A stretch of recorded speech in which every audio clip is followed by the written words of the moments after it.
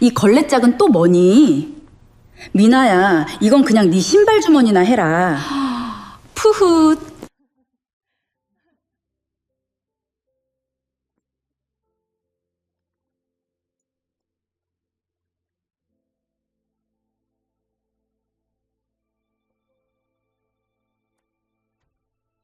시어머니는 가난뱅이 며느리인 나를 무시했다. 시누이가 명품 가방을 사주자 남편에게 이렇게 말했다. 모든 재산은 내 동생에게 물려줄 거다. 넌 한 푼도 못 받을 줄 알아. 하지만 바로 다음 날 낯선 노부인이 우리 집을 찾아와 큰 상자 하나를 건넸다. 그녀는 말했다. 이제 시어머니께 당신이 어떤 사람인지 보여줄 때가 왔습니다. 나는 너무 놀라 숨을 쉴 수조차 없었다. 상자 안의 내용물을 확인한 순간 내 심장은 뱉는 것만 같았다. 이야기가 시작되기 전 이 이야기를 보고 계신 분들이 어느 지역에 계신지 댓글로 남겨주세요. 좋아요와 구독도 잊지 마세요. 채널이 더욱 성장하여 더 흥미로운 이야기를 전해드릴 수 있도록 응원해주세요. 그날 저녁 박민준 씨 가족의 집안 분위기는 평소보다 훨씬 더 무겁고 긴장감이 감돌았다. 석양빛이 거실 커튼을 뚫고 들어와 공기 중에 떠다니는 미세한 먼지들을 비추고 있었다. 박미나가 막 집 안으로 들어서는 참이었다. 그녀의 하이힐 소리는 온 집안 사람들의 주목을 끌려는 듯 유난히 또렷하게 울려 퍼졌다. 그녀의 얼굴에는 새로운 성취감을 맛볼 때마다 짓는 거만한 미소가 걸려 있었다. 손목에는 어마어마한 가격의 한정판 에르메스 핸드백이 걸려 있었다. 가방은 거실 조명 아래서 반짝이며 보는 이들의 찬사를 요구하는 듯했다. 미나는 자신이 이 집의 중심인 양가슴을 쭉 펴고 걸어 들어왔다. 거실 소파에서 한가롭게 쉬고 있던 최 여사는 즉시 하던 일을 멈췄다. 그녀의 눈은 숨길 수 없는 탐욕의 빛으로 가득 차 커졌다. 그녀는 서둘러 일어나 반쯤 뛰는 걸음으로 사랑하는 딸에게 다가갔다. 최 여사의 손은 명품 수면을 만질 때 떨리고 있었다. 마치 신성하고 귀중한 유물을 만지는 듯했다. 그녀는 온 집안에 울려 퍼지도록 일부러 큰 소리로 미나를 칭찬했다. 최 여사는 가방을 몇 번이고 쓰다듬고 고급스러운 가죽 냄새를 맡으며 딸이 제 힘으로 이렇게 비싼 물건을 샀다는 사실에 대한 자랑스러운 말을 끊임없이 내뱉었다. 거실과 이어진 주방에서는 지은이 그들을 등지고 서 있었다.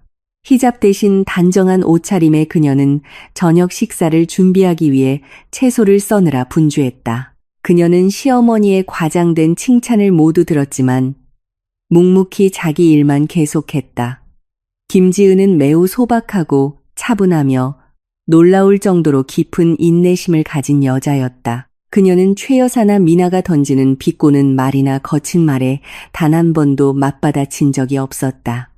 지은에게 악을 악으로 갚는 것은 자신의 마음을 더럽힐 뿐이었다. 그녀는 계속 고개를 숙이고 도마 위에서 규칙적인 리듬으로 당근을 썰며 거실의 소음으로부터 귀를 막으려 애썼다. 얼마 지나지 않아 안방 문이 열렸다.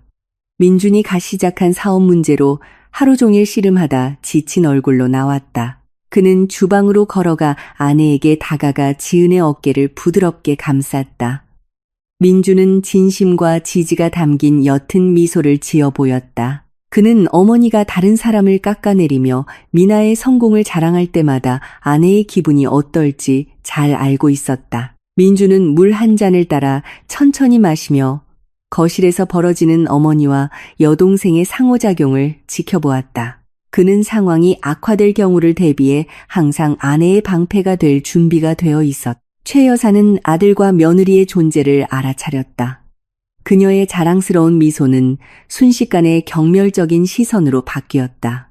그녀는 절대적인 명령조로 민준과 지은을 거실로 불렀다. 마지못해 하면서도 민준은 예의를 지키기 위해 지은을 이끌고 어머니에게 다가갔다. 그들이 최 여사 앞에 서자 중년의 여인은 미나의 명품 가방을 공중에 높이 치켜들었다. 그녀는 지은의 머리부터 발끝까지 훑어보며 비웃는 표정을 지었다.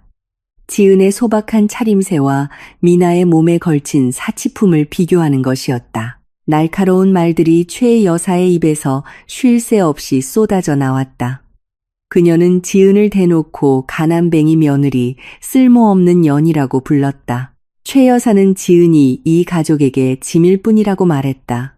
자랑할 만한 직업도 없이 집에서 빌부터 사는 여자라고 했다. 그녀는 지은을 거대 기업인 천지그룹에서 성공적으로 경력을 쌓고 있는 미나와 계속 비교했다. 최 여사는 진정한 여자는 남편에게 생활비를 받아 부엌에서 요리나 하는 여자가 아니라 자기 돈으로 명품을 살 수 있는 여자라고 강조했다.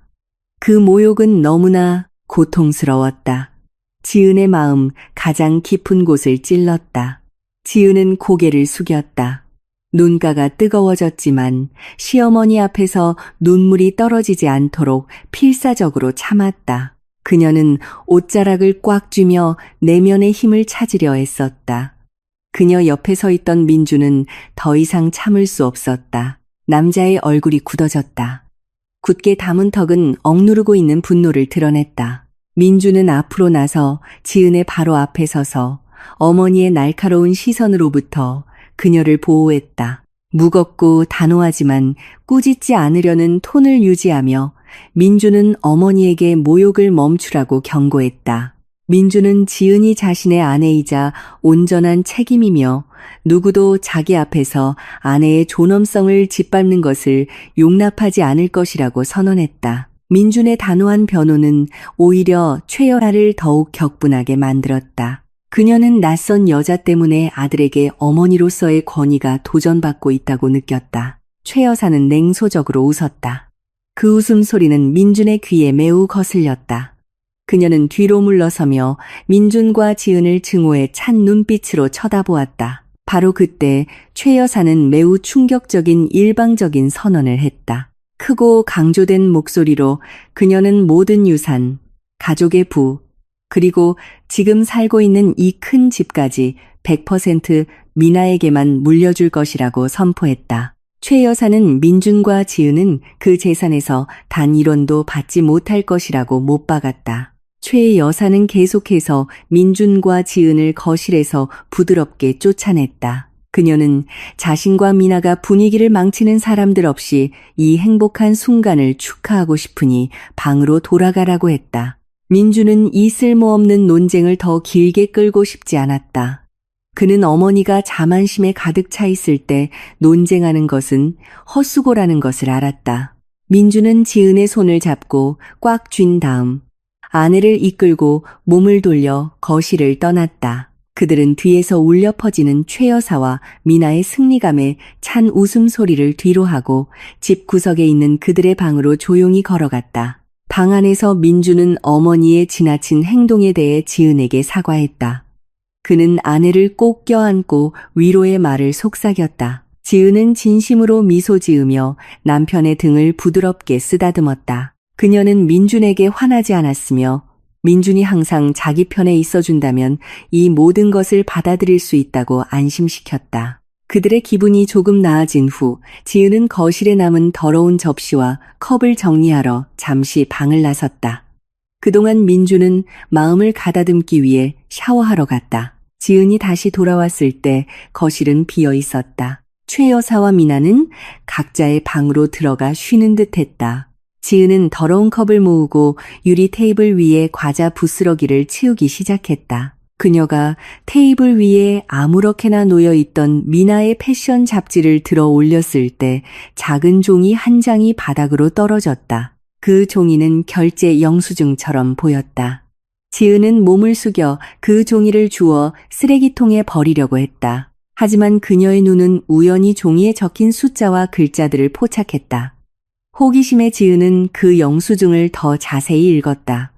그녀의 눈이 순간 크게 뜨였다. 그 종이는 정말로 아까 미나가 그렇게 자랑하던 한정판 명품 가방의 거래 증명서였다. 하지만 지은을 굳어지게 만든 한 가지 세부사항이 있었다. 결제 방법란에는 수억 원짜리 가방이 현금이나 체크카드로 구매된 것이 아니라고 분명히 적혀 있었다. 그 가방은 매우 긴 기간과 살인적인 이자가 붙는 할부 결제 시스템을 이용해 구매된 것이었다. 이 사실은 월급을 모아 일시불로 샀다고 자랑하던 미나의 허세와는 완전히 상반되는 것이었다. 지은은 방금 발견한 사실을 곱씹었다. 신우이가 보여준 모든 자부심, 오만함, 거만함은 결국 거짓에 불과했다. 미나는 단지 허영심과 사회적 인정을 위해 스스로 빚의 굴레에 빠진 것이었다. 미나를 항상 찬양하던 최 여사 역시 딸의 거짓된 환상 속에서 살고 있었다. 지은은 그 영수증을 작게 접어 주머니에 넣었다. 그녀는 이 사실을 퍼뜨릴 아기가 전혀 없었다. 그녀는 이 비밀을 가슴 깊이 묻어두고 시간과 인과응보가 적절한 때에 그들의 오만함을 드러내주기를 기다리기로 했다. 밤은 깊어갔다. 시계는 밤 11시를 가리키고 있었다. 집은 매우 조용했다. 지은은 부엌 쓰레기를 대문 밖 쓰레기장에 버리지 않은 것이 생각났다. 그녀는 부엌으로 가서 쓰레기가 담긴 검은 비닐봉지를 단단히 묶고 집 밖으로 나갔다. 밤 공기는 꽤 차가웠다. 바람이 그녀의 얼굴을 부드럽게 스쳤다. 집 앞 거리는 매우 한적했다. 지나가는 차나 사람은 한 명도 없었다. 지은은 삐걱거리는 소리로 집안 식구들을 깨우지 않으려 조심스럽게 철문을 열고 쓰레기 봉지를 제자리에 놓았다. 지은이 다시 집으로 들어가려고 몸을 돌리려는 순간 길 끝에서부터 밝게 비추는 차량 불빛에 시선이 쏠렸다. 그 불빛은 천천히 하지만 확실하게 그녀를 향해 다가오고 있었다. 매우 웅장하고 큰 고급 세단이 소음 없이 밤의 정적을 가르며 다가왔다. 그 차는 반짝이는 검은색으로 가로등 불빛을 우아하게 반사했다. 디자인은 매우 독점적이었다. 결코 평범하지 않았다.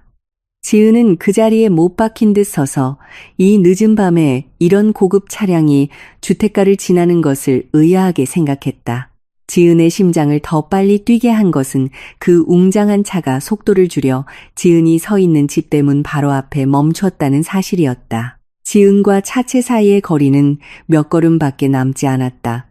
뒷좌석 승객석의 창문이 거의 소리 없이 천천히 내려갔다. 차 안의 어둠 때문에 지은은 안에 앉아있는 사람이 누구인지 명확하게 볼 수 없었다. 하지만 그녀는 그 어둠 속에서 한 쌍의 날카로운 눈이 자신을 똑바로 쳐다보고 있다는 것을 강하게 느낄 수 있었다. 그 시선은 매우 위압적이면서도 깊은 미스터리를 담고 있었다. 차 안의 사람은 마치 무언가를 확인하거나 앞에 서 있는 단정한 여자를 평가하는 것처럼 지은을 꽤 오랫동안 쳐다보았다. 지은의 숨이 숨민 것 같았다.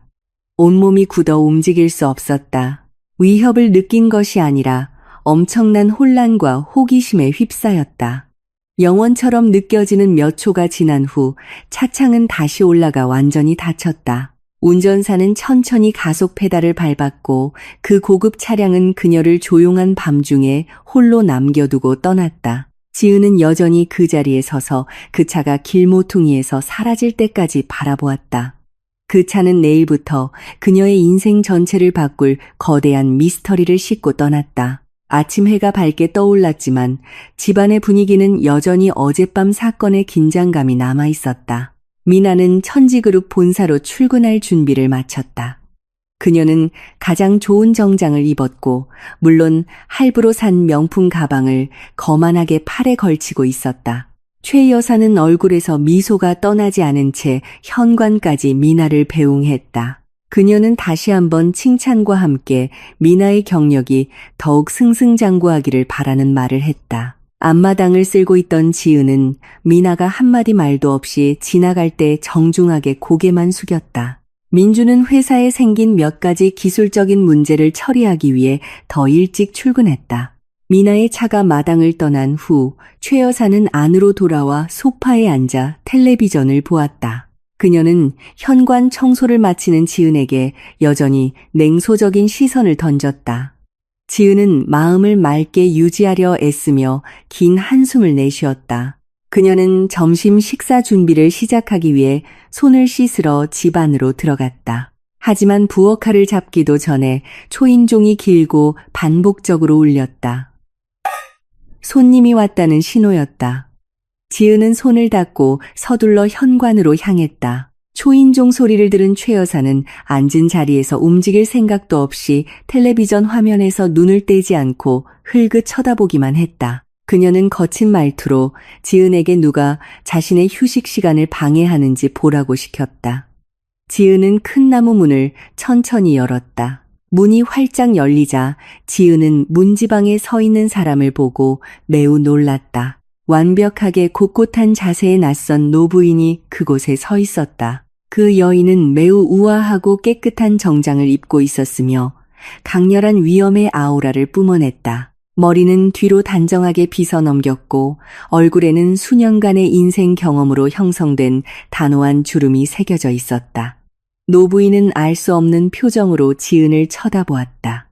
그녀의 시선에는 존경심, 그리움, 그리고 단호함이 섞여 있었다. 부드러운 장갑을 낀 손에는 매우 비싸 보이는 짙은 붉은색 벨벳으로 덮인 꽤 큰 상자를 들고 있었다. 지은은 여전히 이 이상한 상황을 이해하려 애쓰며 말없이 서 있었다. 그녀는 눈앞의 노부인을 전혀 알지 못했다. 지은이 질문을 던지기도 전에 대화 소리가 들리지 않아 궁금해진 최 여사가 현관으로 다가왔다. 최 여사는 낯선 노부인을 위아래로 훑어보며 탐색적이고 경멸적인 시선을 보냈다. 그녀는 즉시 그 여인이 방문 판매원이거나 기부를 요청하는 사람이라고 단정했다. 높고 무례한 목소리로 최 여사는 그 여인에게 이 집에 온 목적을 물었다. 그녀는 여인이 대답하기도 전에 쫓아내는 말을 하기도 했다. 그러나 우아한 노부인은 최 여사의 존재를 전혀 개의치 않았다. 그녀의 시선은 계속해서 지은에게 고정되어 있었다. 마치 최 여사는 아무 가치 없는 공기 같은 존재인 것처럼. 노부인은 한 걸음 앞으로 나아가 지은에게 깊은 존경의 표시로 고개를 살짝 숙였다. 그리고는 차분하고 위엄 있으며 매우 유창하지만 독특한 외국 억양이 섞인 한국어로 말하며 그 큰 벨벳 상자를 지은 앞에 내밀었다. 그 여인은 자신을 윤 실장이라고 소개했다.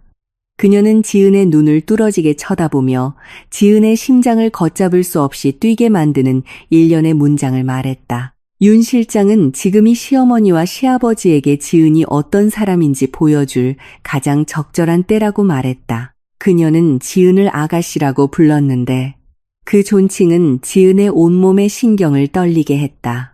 최 여사는 윤 실장의 말을 듣고 크게 웃었다. 그녀는 그 노부인이 제정신이 아니라고 생각하며 자신의 가난뱅이 며느리를 그렇게 존중하는 호칭으로 부르는 것을 비웃었다. 최 여사는 계속해서 비아냥거리며 지은에게 빨리 문을 닫고 그 미친 여자를 집마당에서 쫓아내라고 소리쳤다. 하지만 지은은 시어머니의 고함을 무시했다.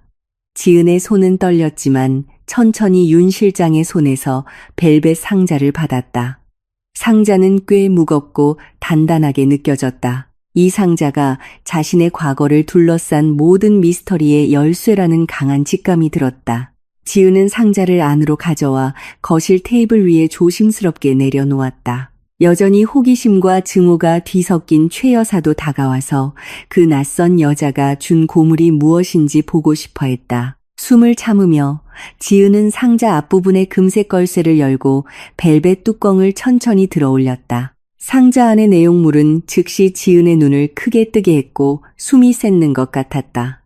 상자 안에 깔끔하게 정리된 물건들은 평범한 것들이 아니었다. 맨 위에는 세계에서 가장 영향력 있는 극소수의 사람들만이 소유한 한도 없는 블랙카드가 놓여 있었다. 그 카드는 모든 의심을 잠재우는 우아한 광채를 뿜어냈다. 바로 그 블랙카드 옆에는 순수한 백금으로 만들어지고 주변에 다이아몬드가 박힌 커다란 인장 반지가 놓여 있었다. 인장 반지의 중앙에는 미나를 포함한 수천 명의 직원을 거느린 거대 재벌 기업 천지그룹의 공식 로고가 매우 정교하게 새겨져 있었다. 그 반지는 그 회사 내에서 절대적인 최고 권력의 상징이었다. 천지그룹의 본래 소유주나 유일한 후계자만이 낄 자격이 있는 반지였다. 지은은 복잡한 감정으로 그 반지를 쳐다보았다. 희미했던 어린 시절의 기억이 떠오르기 시작했다. 하지만 가장 큰 충격은 거기서 끝나지 않았다. 상자 바닥, 반지와 카드를 받치고 있는 벨벳 쿠션 아래에는 공식적인 국가 문서가 담긴 가죽 서류철이 있었다. 지은은 점점 더 떨리는 손으로 그 서류철을 집어들었다. 그녀는 그 서류를 펼쳐 그곳에 인쇄된 글자들을 읽었다. 그것은 매우 넓은 토지와 건물에 대한 소유권 증명서였다. 지은이 그 증명서에 적힌 주소를 읽었을 때 그녀 주변의 세상이 무너지는 것 같았다. 그 원본 증명서는 지금 그들이 살고 있는 이 크고 호화로운 집, 최 여사가 거만하게 미나에게 물려주겠다고 주장했던 바로 그 집이 법적으로 지은의 이름으로 등록되어 있음을 명시하고 있었다. 이 현실은 지은의 가슴을 매우 강하게 때렸다. 그녀는 자신을 키워준 양부모님이 자신의 안전을 위해 진짜 신분을 숨겨왔다는 것을 이제야 깨달았다. 이제 양부모님이 돌아가셨으니 그 진실이 스스로 그녀의 문을 두드린 것이었다. 지금까지 자신이 모욕과 멸시를 당했던 이 집이 사실은 자신의 최 여사의 모든 주장과 오만함은 지금 그녀의 손에 들린 한 장의 국가 문서 앞에서 산산조각났다. 지은은 최 여사가 내용물을 자세히 보지 못하도록 재빨리 상자를 다시 닫았다. 엿보려던 최 여사는 상자 안에 물건이 반짝이는 것만 보고 그 진짜 의미는 알지 못한 채 고물이라 투덜거리며 자리를 떴다. 지은은 고개를 들어 윤 실장이 여전히 문지방에서 참을성 있게 기다리고 있는 쪽을 바라보았다. 윤 실장은 확신에 찬 옅은 미소를 지었다. 그녀는 다시 한번 지은에게 정중하게 고개를 숙이며 낮지만 확신에 찬 목소리로 그날의 마지막 말을 속삭였다. 그녀는 지은의 양부모님이 평안히 잠드셨으며 지은의 신분을 숨기는 임무는 끝났다고 말했다. 이제 아가씨께서 돌아와 억압하는 자들의 손에서 자신의 모든 권리를 되찾을 가장 적절한 때라고 했다. 윤 실장은 매우 떨리는 선언으로 말을 마쳤다. 그녀는 내일 아침 천지그룹 본사 회장실 의자에 앉아 지은의 도착을 기다리겠다고 말했다. 그 메시지를 전한 후 윤 실장은 몸을 돌려 떠났고 이제 자신의 앞에 놓인 거대한 운명을 완전히 깨달은 지은을 남겨두고 떠났다. 밤은 지은에게 매우 느리게 지나갔다.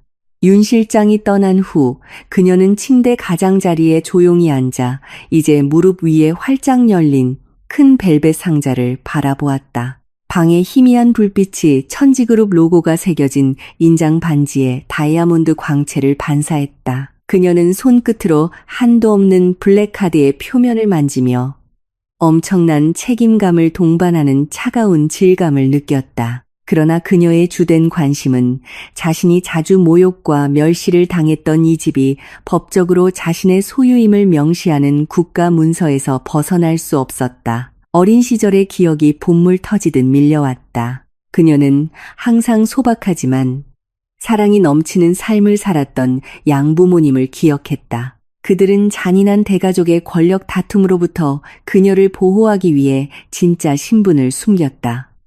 이제 양부모님은 돌아가셨고 그 큰 비밀은 마침내 그녀의 품으로 돌아왔다. 지은은 요동치는 마음을 진정시키며 긴 숨을 내쉬었다. 그녀는 성급하게 행동하지 않기로 결정했다.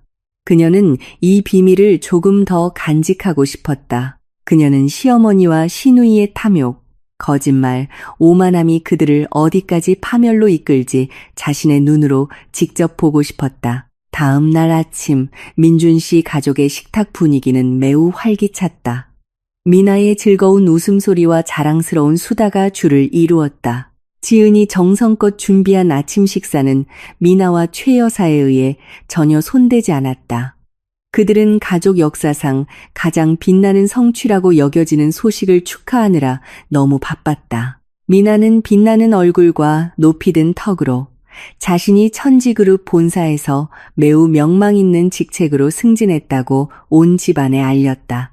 그녀는 회사 이사회가 자신의 재능과 노력을 인정하여 엄청난 연봉과 혜택을 받는 고위 관리자로 승진시켰다고 주장했다. 최 여사는 즉시 기쁨의 박수를 치며 감동의 눈물을 흘리며 미나를 꼭 껴안았다. 그녀는 큰 소리로 감사를 표하며 부엌에서 설거지하는 지은이 모든 말을 들을 수 있도록 일부러 목소리를 높였다. 최 여사는 다시 한번 미나의 성공과 쓸모없고 집안의 기생충일 뿐이라고 여기는 지은의 삶을 비교했다. 그 거짓된 환희 속에서 미나는 매우 호화로운 축하 파티를 열 계획을 발표했다. 그녀는 파티를 도심에서 가장 비싼 5성급 호텔의 연회장에서 열 것이라고 말했다. 그녀는 모든 동료, 상사, 그리고 엘리트 비즈니스 파트너들을 초대하여 자신의 새로운 지위를 과시할 계획이었다. 최 여사는 물론 그 계획을 폭발적인 열정으로 환영했다. 그러나 그 거창한 계획 속에서 최 여사의 냉소적인 눈은 다시 지은에게 향했다. 매우 경멸적인 말투로 최 여사는 지은에게 그 파티의 귀빈이나 가족 구성원이 아닌 하인으로 오라고 명령했다. 최 여사는 5성급 호텔의 케이터링 비용이 매우 비싸기 때문에 지은이 더러운 접시를 나르고 음식을 서빙하며 VIP 손님들을 시중드는 것이 지출을 크게 절약해 줄 것이라고 변명했다. 막 식탁에 합류한 민주는 어머니의 미친 생각에 즉시 강하게 반대했다. 하지만 지은은 재빨리 남편의 팔을 만지며 차분한 미소를 지었다. 지은은 미나의 파티에서 손님들을 시중드는 것에 전혀 개의치 않는다고 말했다. 민주는 믿을 수 없다는 표정으로 아내를 쳐다보았다. 하지만 지은의 얼굴에 깃든 평온함은 민준을 결국 굴복하게 만들었다. 비록 그의 마음은 여전히 불만으로 가득 차 있었지만 그날 오후 민준이 자신의 스타트업을 처리하러 나간 후 지은은 집을 나서기로 결정했다. 그녀는 매우 소박한 옷을 입고 마스크와 안경으로 얼굴을 가려 아무도 그녀의 진짜 얼굴을 알아보지 못하게 위장했다. 지은의 목적지는 시장이나 쇼핑센터가 아니라 비즈니스 중심가의 높이 솟은 초고층 빌딩, 바로 천지그룹의 본사였다. 그녀는 몇 가지를 확인하고 다음 단계를 준비하기 위해 윤 실장을 몰래 만나야 했다. 거대한 빌딩의 앞마당에 도착하자 지은은 절대적인 권력을 상징하는 웅장한 건축물에 압도되었다. 그녀는 윤 실장이 문자로 알려준 연문으로 들어갔다. 매우 은밀하고 엄격하게 경비되는 개인실에서 지은은 마침내 가족의 충실한 비서와 재회했다. 윤 실장은 지은을 깊은 존경심으로 맞이하며 마치 방금 궁전으로 돌아온 여왕처럼 대했다. 그 비밀스러운 만남에서 지은은 윤 실장에게 신우이 미나의 인사 상태에 대한 전체 보고서를 요청했다. 윤 실장은 즉시 회사 내부 조사 문서가 담긴 두꺼운 서류철을 건넸다. 그 문서에 적힌 사실은 매우 충격적이었다. 지은이 무언가 잘못되었다고 짐작은 했지만 미나는 고위 관리자로 승진한 적이 전혀 없었다. 오히려 미나는 현재 천지그룹 내부 감사팀의 엄격한 감시를 받고 있었다. 그녀는 매우 막대한 금액의 회사 자금을 횡령한 혐의를 받고 있었다. 그 횡령한 돈은 미나가 최 여사에게 항상 자랑하던 명품 가방의 할부금을 갚는 것을 포함하여 분수에 맞지 않는 호화로운 생활 방식을 유지하는 데 사용되었다. 그 문서는 미나가 체계적으로 저지른 불법 송금과 재무보고서 위조의 증거들을 보여주었다. 지은은 긴 한숨을 내쉬며 서류철을 닫았다. 그녀는 신우이가 스스로 깊은 무덤을 파고 있다는 것을 깨달았다. 미나가 쌓아올린 거짓말은 곧 무너져 지금까지 그녀를 맹목적으로 찬양해온 어머니와 함께 자신을 덮칠 것이었다. 그날 밤 미나가 약속한 축하 파티는 그랜드 엘리시안 호텔에서 정말로 화려하게 열렸다. 연회장은 해외에서 수입된 신선한 꽃장식, 황금빛을 발산하는 크리스탈 샹들리에, 그리고 전문 음악가들이 라이브로 연주하는 클래식 음악으로 꾸며졌다. 초대 손님들은 최고의 파티 복장으로 속속 도착했다. 최 여사는 과도하게 치장하고 눈에 띄는 보석을 착용했으며 악수하는 모든 손님에게 자신의 명품 가방을 계속해서 자랑했다. 그녀는 턱을 치켜들고 연회장을 돌아다니며 미나처럼 훌륭한 딸을 둔 세상에서 가장 운 좋은 여자라고 생각했다. 한편 지은은 시어머니가 명령한 임무를 충실히 수행하고 있었다. 그녀는 매우 단정하지만 소박한 옷을 입고 음료와 전체 요리가 담긴 쟁반을 들고 연회장을 돌아다녔다. 그녀는 친절한 미소로 손님들을 시중들었다.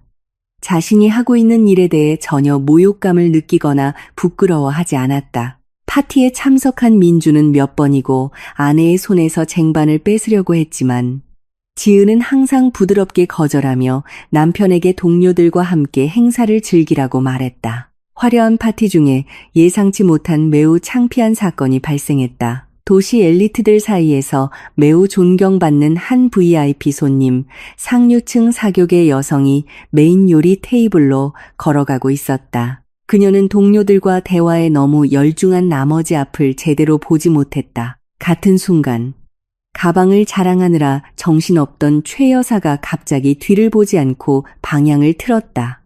둘 사이의 충돌은 피할 수 없었다. 그 사교계 여성이 들고 있던 달콤한 과일 주스 잔이 쏟아져 그 내용물이 최 여사가 자랑하던 명품 가방 위로 정확히 쏟아졌다. 달콤하고 끈적한 액체는 가방 소재에 스며들어 즉시 외관을 망가뜨렸다.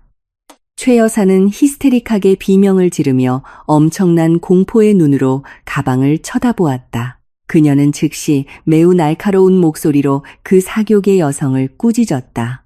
연회장 안의 모든 손님들의 주목을 끌며 최 여사는 그 가방이 해외 공식 부티크에서 구입한 한정판이라고 주장하며 수십억 원의 손해배상을 요구했다. 그러나 그 사교계 여성의 반응은 최 여사의 예상을 완전히 벗어났다. 두려움에 떨며 사과하는 대신 그 엘리트 여성은 주스가 쏟아진 가방의 상태를 관찰한 후 크게 웃었다. 그녀는 작은 가방에서 손수건을 꺼내 최 여사의 젖은 가방 표면을 닦았다.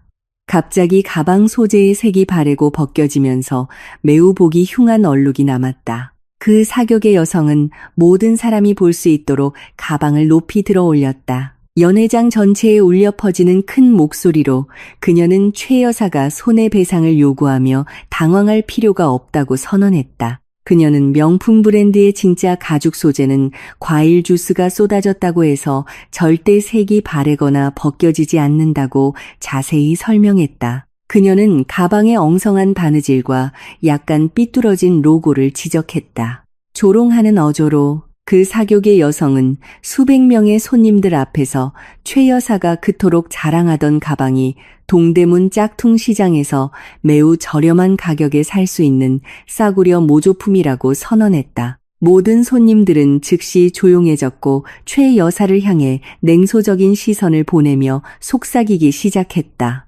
최 여사의 얼굴은 창백해졌다. 그녀의 몸은 공공장소에서 자신의 모든 자존심이 산산조각 나는 것을 견디며 심하게 떨렸다. 웅장했던 연회장은 순식간에 최 여사에게 매우 잔인한 사회적 심판의 장으로 변했다. 초대 손님들의 속삭임은 마치 수천 마리의 벌이 윙윙거리며 사방에서 그녀의 귀를 공격하는 것 같았다. 미나 동료들의 냉소적인 시선, 경멸적인 미소, 참는 웃음소리는 최 여사로 하여금 자신이 서 있는 대리석 바닥이 무너져 자신을 삼켜버릴 것 같은 느낌을 갖게 했다. 가슴속을 가득 메운 극심한 수치심에 숨이 막혔다. 그녀는 이제 매우 초라해 보이는 모조품 가방을 손에 들고 분노, 불신, 그리고 엄청난 혼란이 뒤섞인 감정으로 바라보았다. 자신의 자부심이 한순간에 무너졌다는 현실을 받아들일 수 없었던 최 여사의 혼란스러운 마음은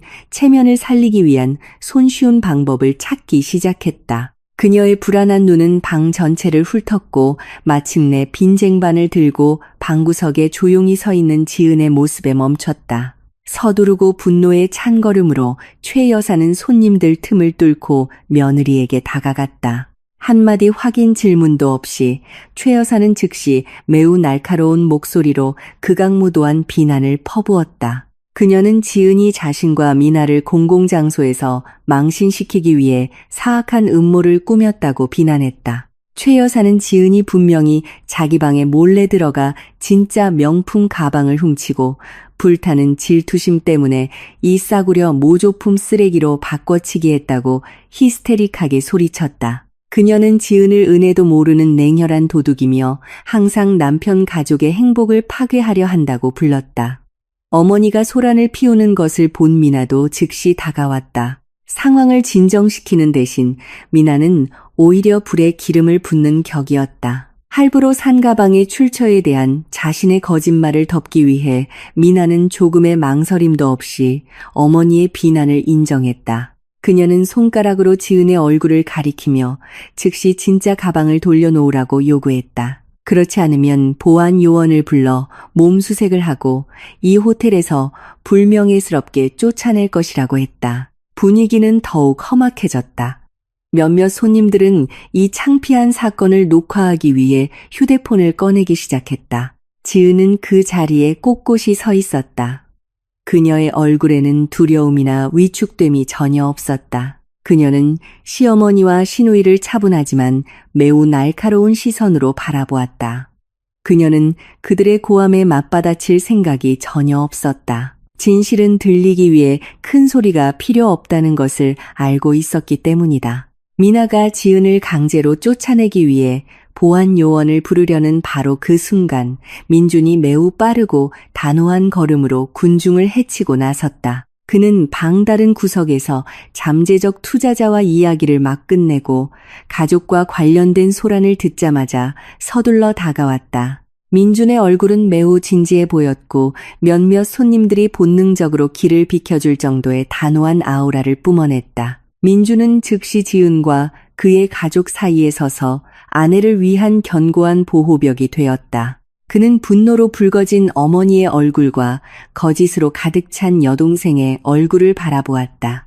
매우 차분하고 무게감 있으며 우아하지만 빈틈없이 단호한 목소리로 민주는 어머니에게 이 창피한 쇼를 즉시 멈추라고 상기시켰다. 민주는 명백한 증거 하나 없이 공개적으로 누군가를 인도죄로 고소하는 것은 매우 잔인한 명예훼손 행위이며 법적으로 고소당할 수 있다고 선언했다. 그는 지은이 지금까지 허락 없이 어머니의 방에 들어갈 용기조차 없었으며 하물며 개인 물품을 만진 적은 더더욱 없다고 강조했다. 민주는 또한 미나를 날카롭게 쳐다보았다. 여동생에게 아무리 작은 거짓말이라도 결국 시간이 지나면 드러날 것이라고 상기시켰다. 민주는 소리치지 않았고 거친 말을 사용하지 않았다. 그러나 그의 입에서 나오는 모든 음절은 최 여사와 미나를 잠시 침묵하게 만드는 위험의 무게를 담고 있었다.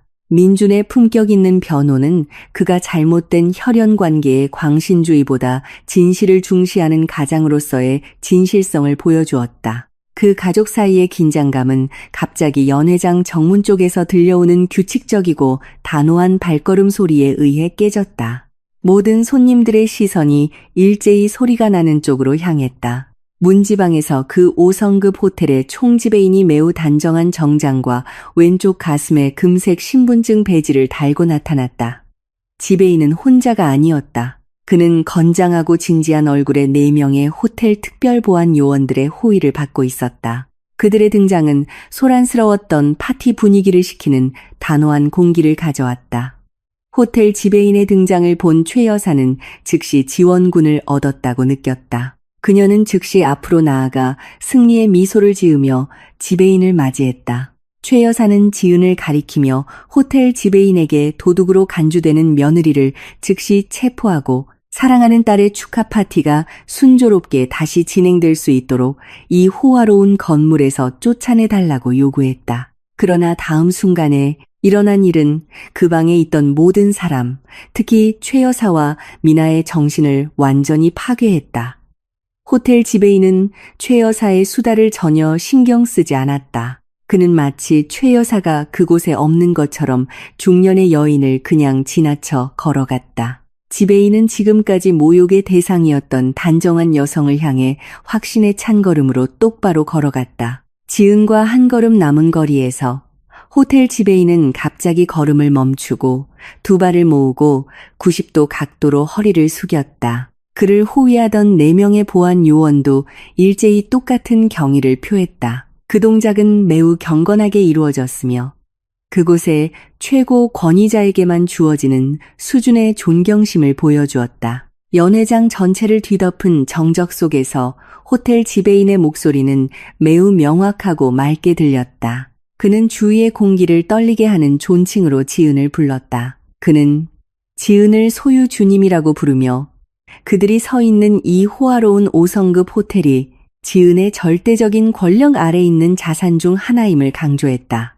지배인은 그리고 나서 정장 안쪽에서 가죽 서류철을 꺼내 두 손으로 지은 앞에 내밀었다. 그는 그 서류철에 오늘 밤 파티 개최 비용 전체에 대한 청구서가 들어있다고 설명했다. 방대여료, 고급 음식 케이터링, 수입 장식, 그리고 전문 음악가들의 연주료까지 지배인은 자신의 회사 직원 중 한 명이 주최한 행사의 엄청난 금액의 청구서 해결과 관련하여 소유주님의 직접적인 승인을 요청하러 왔다고 밝혔다. 모든 손님들은 입을 쩍 벌렸다.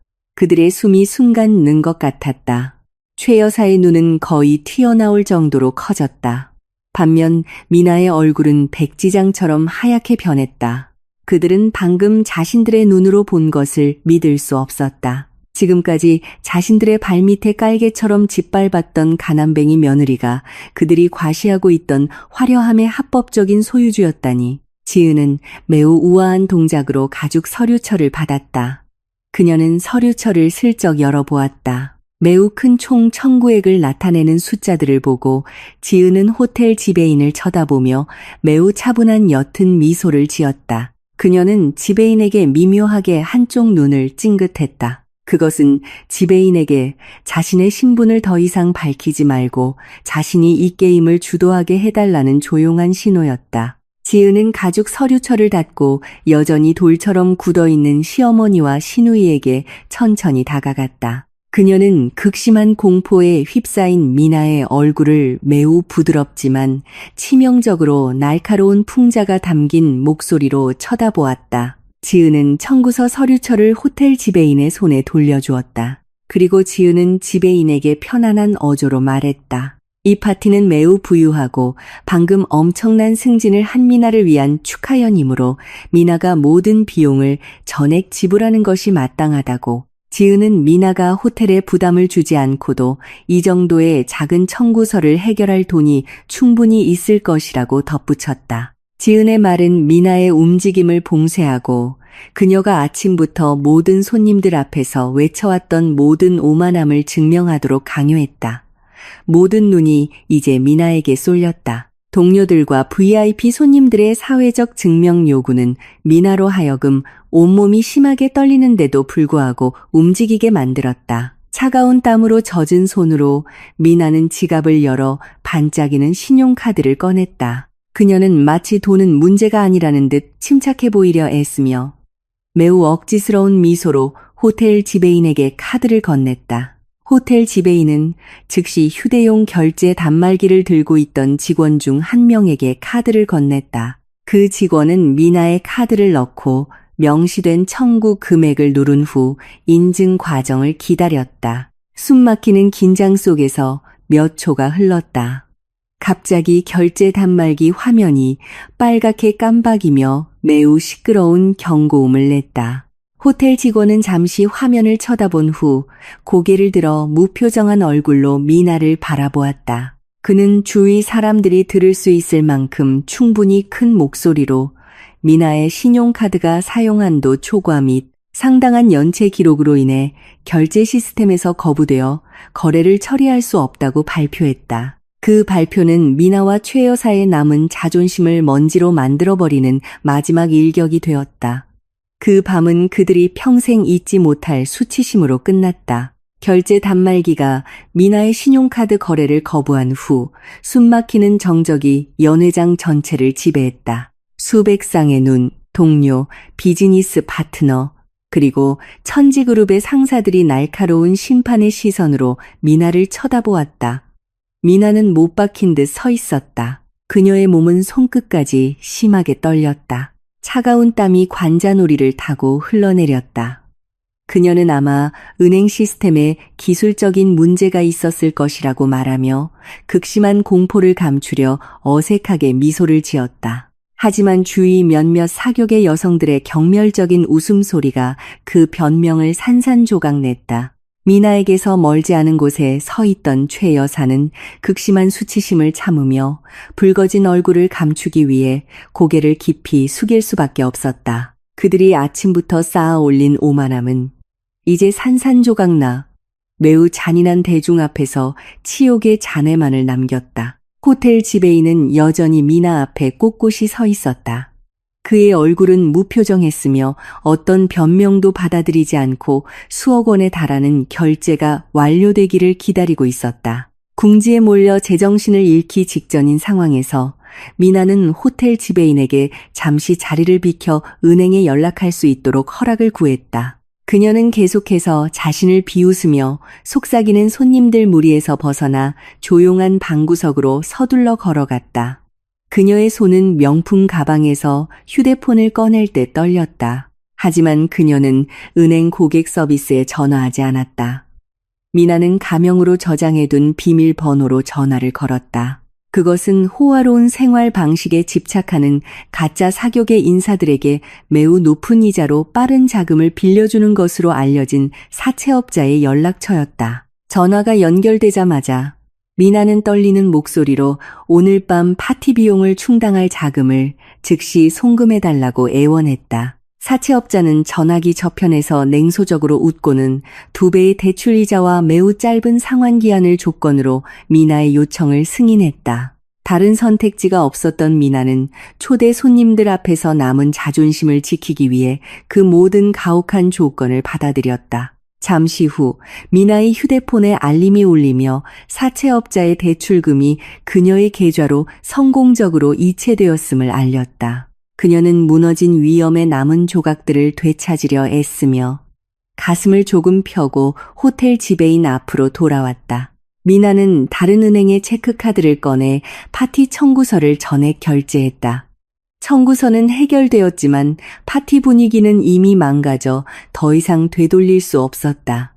초대 손님들은 냉소적인 얼굴로 하나둘씩 작별 인사를 하고 떠났고 이제 매우 넓고 텅 비게 느껴지는 연회장 한가운데에 미나와 최 여사만 남았다.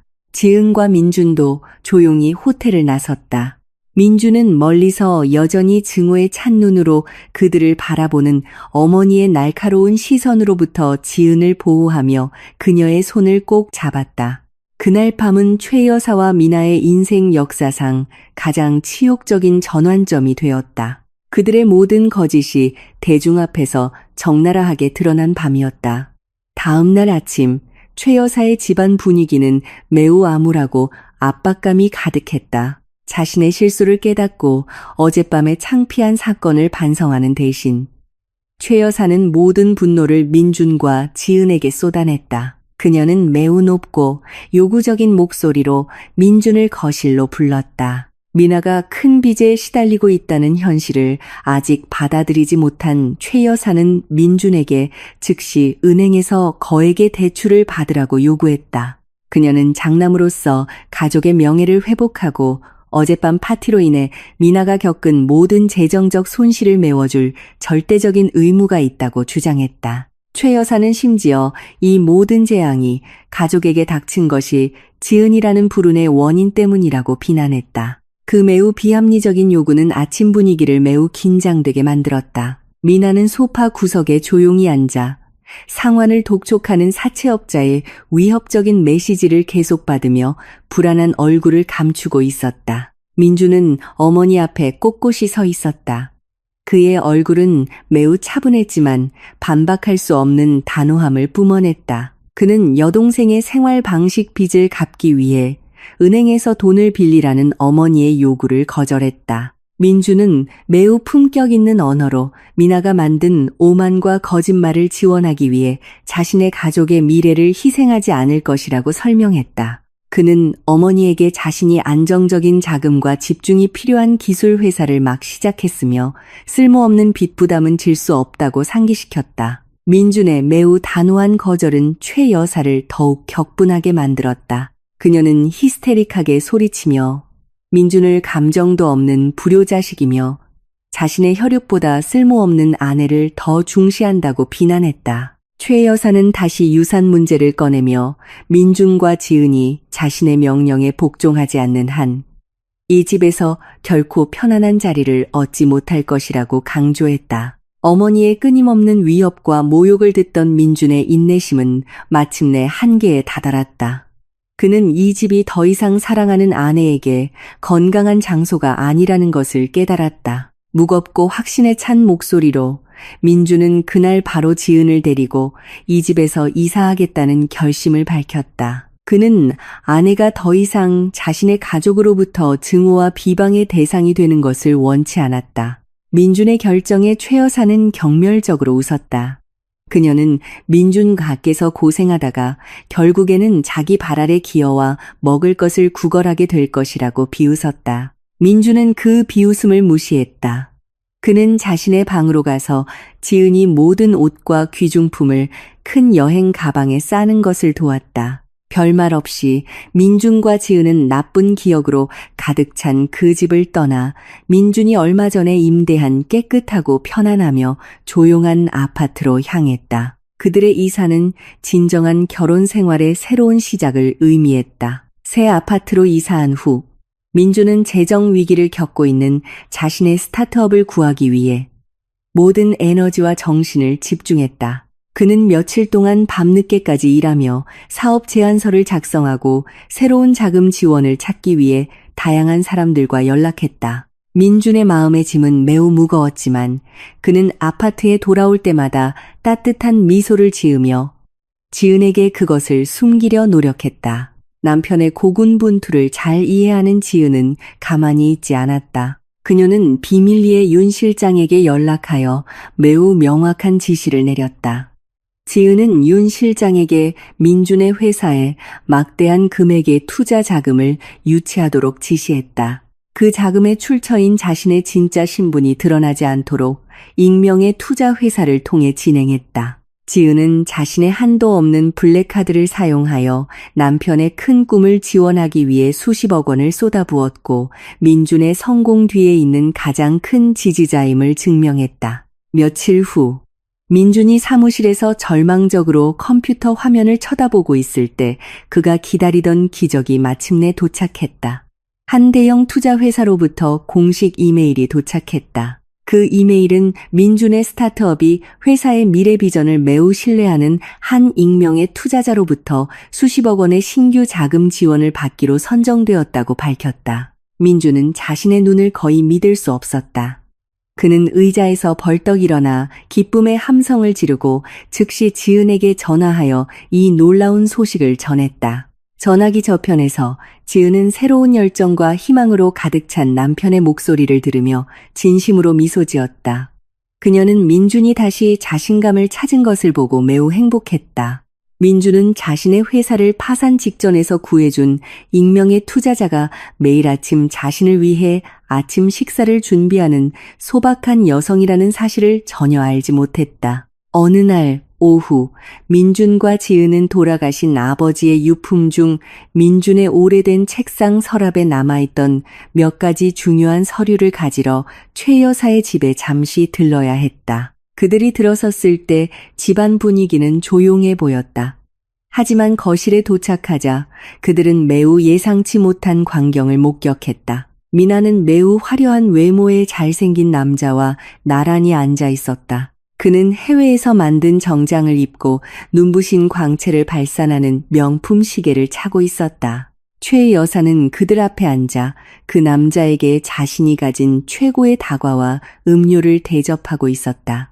그녀의 얼굴에는 다시 한번 매우 넓은 오만한 미소가 걸려 있었다. 민준과 지은의 등장을 보자마자 최 여사는 즉시 일어서서 그 잘생긴 남자를 그들에게 자랑했다. 매우 자랑스러운 어조로 최 여사는 그 화려한 남자를 미나의 공식 약혼자라고 소개했다. 그녀는 그 남자가 여러 나라의 수십 개의 부동산 사업을 소유한 젊은 재벌 총수이며 그들 가족의 모든 재정 상태를 구해줄 준비가 되어 있다고 주장했다. 그 남자는 일어서서 정장을 바로잡고 매우 친절해 보이지만 그 뒤에 교활함을 숨긴 미소로 민준을 쳐다보았다. 그는 악수를 청하며 이 가족의 일원이 될 수 있어 얼마나 행복한지에 대한 달콤한 말을 했다. 민주는 정중하게 악수에 응했지만 거리를 유지했다. 한편 지은의 시선은 그 잘생긴 남자의 얼굴에 단단히 고정되어 있었다. 매우 차가운 옅은 미소가 지은의 입술에 서서히 번졌다.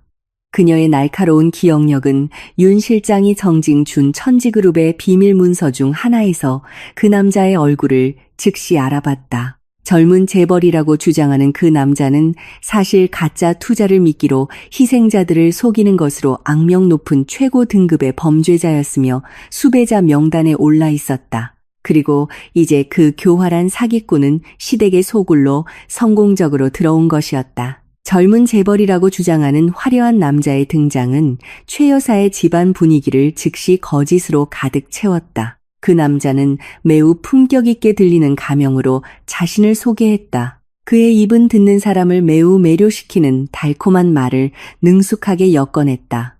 그는 해외에서 진행 중인 고급 주택 개발 프로젝트에 대해 장황하게 이야기했다. 매우 환상적인 수익 수치를 언급하고 미래의 미나와 함께 유럽으로 떠날 호화로운 휴가 계획을 자랑했다.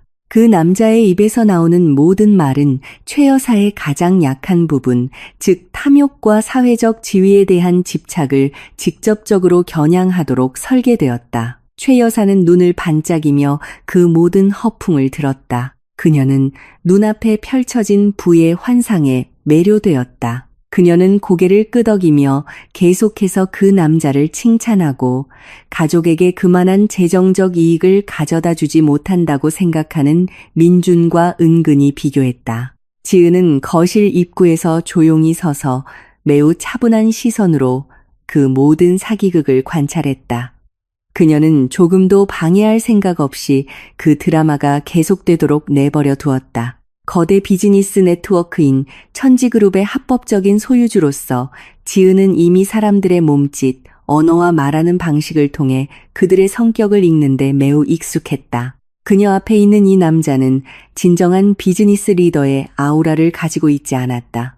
그의 행동은 너무 꾸며졌고 그의 미소는 눈에 닿지 않았다. 지은은 이 남자가 시어머니와 시누이처럼 쉽게 속는 먹잇감을 낳기 위해 연극을 펼치고 있는 전문 사기꾼이라는 것을 정확히 알고 있었다. 지은 옆에 서 있던 민준도 같은 것을 느꼈다. 그의 날카로운 비즈니스 감각은 그 남자가 전하는 과장된 이야기들에서 많은 허점을 포착했다. 하지만 민준은 조용히 있기로 하고 필요한 서류를 찾으러 자신의 방으로 즉시 향했다. 비합리적인 대화의 시간을 낭비하고 싶지 않았다. 민준이 지나간 후 사기꾼 남자는 그의 주요 전략을 펼치기 시작했다. 마치 매우 유익한 큰 비밀을 주는 것처럼 말하는 스타일로 그는 최 여사 쪽으로 몸을 기울였다. 그 남자는 매우 유혹적인 가짜 투자 기회를 제안했다. 그는 매우 짧은 시간 안에 몇 배의 수익을 가져다 줄 거대 부동산 프로젝트를 위한 자금을 모으고 있다고 말했다. 그 남자는 최 여사에게 이것이 예비 며느리의 가족에게만 주는 황금 같은 기회라고 확신시켰다. 그는 최 여사가 지금 투자하면 몇 주 안에 그 돈이 돌아와 미나의 모든 문제를 해결하고 훨씬 더 호화로운 새 차를 살 수 있는 수익과 함께 돌아올 것이라고 약속했다. 탐욕의 눈이 완전히 멀어버린 최 여사는 조금의 의심도 없이 그 미끼를 통째로 삼켰다. 하지만 그 남자가 투자에 참여하기 위해 예치해야 할 초기 자금의 액수를 언급했을 때 최 여사의 얼굴은 잠시 창백해졌다. 언급된 숫자는 매우 컸고 그녀가 현재 가진 남은 저축액을 훨씬 초과했다. 최 여사의 얼굴에서 공포를 읽은 사기꾼 남자는 즉시 매우 쉬워 보이는 해결책을 제시했다. 매우 부드럽고 설득력 있는 목소리로 그는 최 여사에게 기존 부동산 자산을 임시 담보로 사용하라고 제안했다. 그는 지금 그들이 살고 있는 집의 등기 권리증을 자신의 비즈니스 파트너인 제3자에게 담보로 맡기면 신속하게 현금을 얻을 수 있다고 언급했다. 그 남자는 그 등기 권리증이 100% 안전할 것이며 다음 달에 거대 부동산 프로젝트의 수익이 들어오자마자 즉시 되찾을 것이라고 보증했다. 사채업자에게 빚을 갚고 싶어 절박했던 미나도 어머니에게 그 남자의 제안에 동의하라고 재촉했다. 그녀는 어머니에게 약혼자가 매우 신뢰할 수 있는 사람이며 절대 그들을 속이지 않을 것이라고 확신시켰다. 미나의 압박과 아들의 도움 없이 부자가 될 수 있다는 것을 민준에게 증명하고 싶은 강한 욕구는 최 여사로 하여금 매우 성급한 결정을 내리게 만들었다. 그녀는 즉시 자리에서 일어나 침실로 서둘러 걸어갔다. 잠시 후 최 여사는 그 집의 토지와 건물 등기권리증 문서와 함께 남은 노후 자금 전부가 들어있는 통장을 담은 투명한 비닐 서류철을 들고 돌아왔다. 깊이 생각하지 않고 문서 내용을 다시 읽어보지도 않은 채 최 여사는 모든 것을 그 사기꾼 남자의 손에 넘겨주었다. 그 남자는 억제된 승리의 미소로 그 문서와 통장을 받았다. 그는 즉시 모든 것을 서류 가방에 넣고 일어서서 옷을 바로잡았다. 그리고 그 남자는 투자 자금을 즉시 처리해야 한다는 이유로 작별 인사를 했다. 그날 밤 최 여사와 미나는 그 남자가 대문 앞까지 가는 것을 배웅하며 풍요로운 부에 대한 헛된 희망으로 가득 찬 얼굴로 손을 흔들었다. 복도 끝에서 등기권리증이 넘어가는 과정을 지켜본 지은은 속으로 냉소적인 미소를 지을 수밖에 없었다. 그녀는 집이 다른 사람의 손에 넘어갈까봐 전혀 걱정하지 않았다. 최 여사가 방금 넘겨준 등기권리증은 사실 사기꾼에게는 아무런 법적 효력이 없는 종이 한 장에 불과했다. 그 토지와 건물의 실제 소유권 상태는 이미 처리되어 예전에 민준의 할아버지 빚을 갚아 자산을 구했던 그녀의 친가로부터의 상속 형태로 지은의 이름으로 공식적으로 이전되었다. 국가에서 인정하는 합법적인 문서는 현재 윤 실장의 금고에 안전하게 보관되어 있었다. 그 사기꾼은 아마 최 여사와 미나의 남은 현금 저축을 가지고 도망칠 수는 있겠지만 국가 시스템상의 소유주 이름이 이미 다르기 때문에 결코 그 집을 팔거나 담보로 잡을 수는 없을 것이었다. 지은은 최 여사와 미나가 그들의 환상적인 승리를 즐기도록 내버려 두었다. 현실이 그들을 매우 혹독하게 덮칠 적절한 때를 기다리면서 등기권리증과 남은 저축액을 넘겨준 지 며칠이 흘렀다. 최 여사와 미나는 거실에 편안히 앉아 투자 수익이 들어오면 어떤 물건을 살지 계획하며 하루하루를 보냈다. 그들은 심지어 값비싼 보석 브로셔와 휴가지 정보를 찾아보기 시작했다. 하지만 시간이 흐르면서 불안감이 그들의 마음속에 스며들기 시작했다. 재벌이라고 주장하던 잘생긴 남자의 전화번호가 갑자기 전혀 연결되지 않았다. 미나가 보낸 메시지들은 읽지 않은 표시만 보였다. 그 남자의 소셜미디어 계정도 갑자기 흔적도 없이 사라졌다. 공포가 미나를 덮치기 시작했다. 그녀는 거실을 서성이며 계속해서 그 사기꾼의 번호를 돌려보았다. 한편 최 여사는 심장을 두근거리게 하는 불길한 예감을 느끼기 시작했다. 그들은 달콤한 약속이었던 몇 배의 수익이 단지 거짓말에 불과했다는 것을 깨닫기 시작했다. 그리고 그들은 방금 자신들이 가진 모든 남은 재산을 잃어버렸다. 공포가 점점 고조되는 가운데 그 집의 평온함은 갑자기 현관문 쪽에서 들려오는 거친 문 두드리는 소리에 의해 산산조각 났다. 그 소리는 매우 크고 난폭하게 들렸다. 마치 한 무리의 사람들이 강제로 침입하려는 것처럼 그것이 좋은 소식을 가지고 온 약혼자라고 생각한 미나는 즉시 달려가 문을 열었다. 하지만 문지방에서 그녀를 맞이한 광경은 잘생긴 재벌 남자의 얼굴이 아니라 몸집이 크고 험상궂은 얼굴에 온통 검은 옷을 입은 5명의 남자들이었다. 그들은 미나가 치욕적인 파티밤에 돈을 빌렸던 사채업자가 보낸 잔인한 빚쟁이들이었다. 매우 짧았던 상환 기한은 이미 지났고 이제 그 빚쟁이들은 매일 불어나는 이자와 함께 그들의 보스의 권리를 요구하러 온 것이었다. 허락도 없이 그 5명의 건장한 남자들은 집 안으로 밀고 들어와 미나의 몸을 밀쳐 바닥에 넘어뜨렸다. 집안 분위기는 즉시 끔찍한 혼돈의 장으로 변했다. 그 빚쟁이들은 천둥 같은 목소리로 소리치며 미나에게 즉시 상환금을 내놓으라고 요구했다. 미나가 히스테릭하게 울며 돈이 없다고 말할 수밖에 없자 그 험상궂은 남자들은 파괴 행위를 시작했다. 그들은 거실의 유리 테이블을 발로 차 산산조각냈다. 최 여사의 소중한 장식용 도자기들은 바닥에 던져져 산산조각났다. 벽에 걸려있던 평면 텔레비전은 끌어내려져 무자비하게 내동댕이 쳐졌다. 물건 깨지는 소리와 거친 고함 소리가 집안 전체에 울려 퍼졌다. 미나는 방구석에서 두려움에 웅크리고 있었다. 두 귀를 막고 용서를 빌며 울부짖었다. 방에서 막 나온 최 여사는 눈앞의 파괴를 보고 즉시 얼어붙었다. 그 중년 여성의 다리는 힘이 풀려 이제 난파선처럼 산산조각 난 거실을 바라보며 바닥에 주저앉았다. 그룹의 리더로 보이는 빚쟁이 중 한 명이 최 여사에게 다가갔다.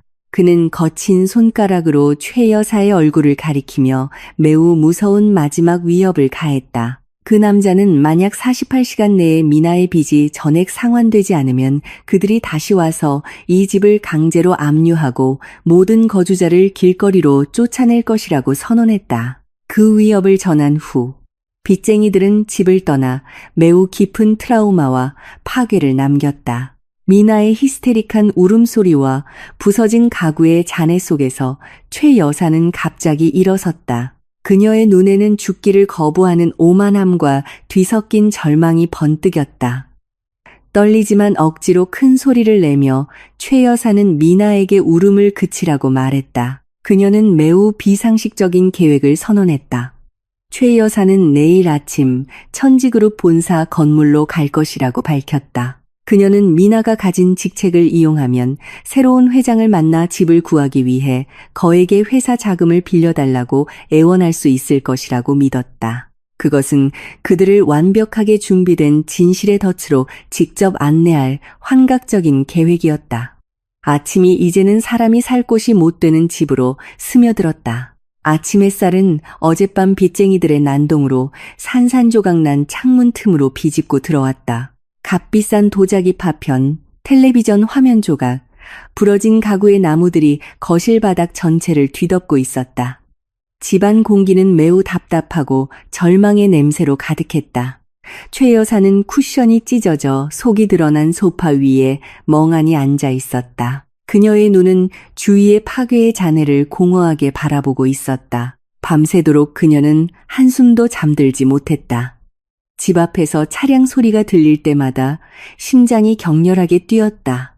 그 사채업자들이 약속한 시간보다 더 빨리 돌아올까봐 두려웠다. 다른 방구석에서 미나는 매우 헝클어진 머리로 무릎을 껴안고 앉아 있었다. 그녀의 얼굴은 자신의 목을 조르는 모든 어리석음과 거짓말을 후회하며 밤새도록 운탓에 부어 있었다. 하지만 그 정신적, 육체적 파멸 속에서도 최 여사의 가슴 속 오만함은 죽기를 거부하는 듯했다. 그녀는 자신들의 가족이 파산하고 모든 것을 잃었다는 현실을 받아들이기를 거부했다. 항상 허영심과 사회적 인정에 대한 갈증에 이끌렸던 그녀의 뇌는 매우 비합리적인 환각적인 계획을 짜기 시작했다. 최 여사는 힘겹게 일어서서 옷의 먼지를 털어내고 미나에게 다가갔다. 억지로 씩씩하고 위험 있는 척하는 목소리로 최 여사는 딸에게 즉시 일어나 씻으라고 명령했다. 그녀는 부서진 가구를 보고 우는 것은 그들의 빚 문제를 해결해 주지 않을 것이라고 말했다. 최 여사는 미나에게 그들이 아직 매우 강력한 마지막 카드를 가지고 있다고 확신시켰다. 바로 거대 기업 천지그룹의 부장이라는 미나의 직책이었다.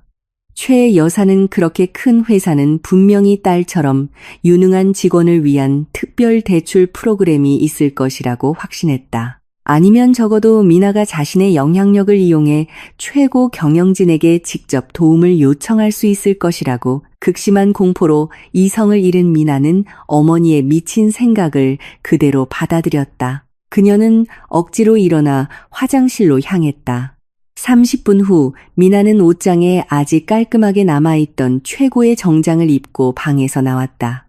그녀는 부은 눈과 검은 눈밑을 가리기 위해 꽤 두꺼운 화장을 했다. 그녀는 몸에서 풍기는 차가운 땀의 공포 냄새를 감추려 값비싼 향수를 몇 번이고 뿌렸다. 최 여사도 지지 않았다. 그녀는 가장 고급스러워 보이는 외출복을 입고 사기꾼에게 넘겨주지 않았던 남은 금 장신구를 착용했으며 여전히 존경받는 사모님처럼 보이도록 머리를 손질했다. 그들 둘은 턱을 치켜들고 파괴된 집에서 걸어 나왔다. 상황을 역전시킬 존엄과 권력이 아직 남아있다는 환상을 만들려 애썼다. 그들은 천지그룹의 자랑스러운 타워가 하늘을 향해 솟아있는 도심의 복합 비즈니스 지구로 향하는 택시를 불렀다. 천지그룹 본사로 가는 길은 미나에게 매우 긴장되었다. 그녀는 서류 가방 끝을 계속해서 쥐었다. 어머니 앞에서는 강한 척했지만 마음 깊은 곳에서는 자신이 파멸의 벼랑으로 걸어가고 있다는 것을 잘 알고 있었다. 그녀는 현재 회사에서의 자신의 신분이 자금 횡령 사건 조사로 인해 정직 상태에 있다는 것을 매우 잘 알고 있었다. 하지만 빚쟁이들의 위협에 대한 두려움이 회사 징계에 대한 두려움보다 훨씬 컸다. 그들이 탄 택시는 마침내 초고층 빌딩의 주로비 앞에 멈췄다. 유리로 덮인 웅장한 건물은 아침 햇살을 매우 눈부시게 반사했다. 자동 유리문이 활짝 열리며 매우 시원한 에어컨 바람과 5성급 호텔 로비 특유의 방향제 향기로 그들을 맞이했다. 반짝이는 대리석 바닥은 바쁜 얼굴과 서두르는 발걸음으로 지나가는 모든 전문가들의 그림자를 반사했다. 최 여사는 감탄으로 눈을 반짝이며 거대한 로비 안으로 들어섰다. 그녀는 딸이 이렇게 놀랍도록 호화로운 곳에서 일한다는 사실에 매우 자랑스러워하며 가슴을 폈다. 그녀는 계속해서 이 건물의 웅장함을 칭찬하며 미나가 이곳에서 높은 존경을 받는 것이 당연하다고 말했다. 미나는 어머니를 이끌고 로비의 공용구역과 직원 전용구역을 구분하는 자동 개찰구 줄로 향했다. 그 기계들은 항상 지나가는 모든 사람을 확인하는 건장한 보안 요원들에 의해 지켜지고 있었다. 미나는 매우 거만한 태도로 직원 신분증을 꺼내 개찰구의 스캐너 패널에 카드를 댔다. 그녀는 안으로 들어가 어머니를 위층으로 데려갈 준비가 되어 있었다. 그러나 개찰구가 열리고 녹색 불이 켜지는 대신 스캐너는 매우 시끄럽고 긴 경고음을 냈다. 기계의 표시등이 밝은 빨간색으로 깜빡이며 그 카드의 접근이 중앙 보안 시스템에 의해 거부되었음을 알렸다. 미나는 놀라 점점 더 거친 동작으로 카드를 반복해서 대보았다. 하지만 결과는 같았다. 기계는 계속해서 출입을 거부했다. 스캐너의 소음은 그들 뒤에 줄을 서 있던 다른 직원들의 주의를 끌었다. 2명의 건물 보안 요원이 즉시 단호한 걸음으로 미나에게 다가왔다. 그 요원은 미나에게 기계에서 물러서라고 요청하고 그녀의 출입 카드가 어제 오후부터 인사부에 의해 영구적으로 차단되어 더 이상 사무실 구역에 들어갈 수 없다고 매우 정중하게 설명했다. 보안 요원의 설명을 듣자 미나의 얼굴은 수치심과 폭발하는 분노를 참으며 붉어졌다. 그녀는 자신이 불명예스럽게 해고되었다는 현실을 받아들이기를 거부했다. 미나는 붐비는 로비 한가운데에서 소리치기 시작했다. 거친 말로 그 보안 요원을 꾸짖었다. 그녀는 자신이 회사 고위 경영진과 긴급한 약속이 있는 중요한 부장이라고 주장했다. 미나는 그 요원이 기술적인 실수를 저질렀다고 비난하며 즉시 수동으로 문을 열어달라고 요구했다.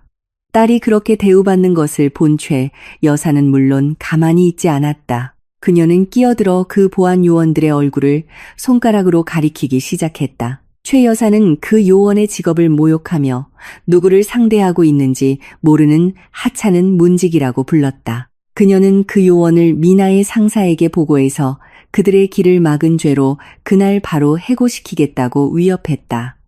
모녀가 만들어낸 소동으로 로비 분위기는 매우 혼란스러워졌다. 몇몇 직원들은 그 창피한 광경을 보기 위해 걸음을 멈췄다. 직장인답지 않은 미나의 매우 부적절한 행동을 보며 고개를 저으며 속삭였다.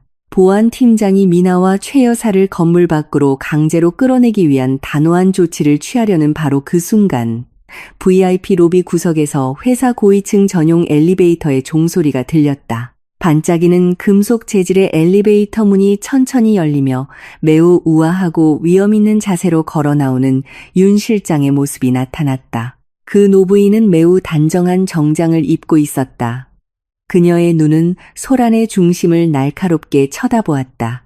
윤 실장의 등장은 즉시 모든 보안 요원들이 고개를 숙이고 움직임을 멈추게 만들었다.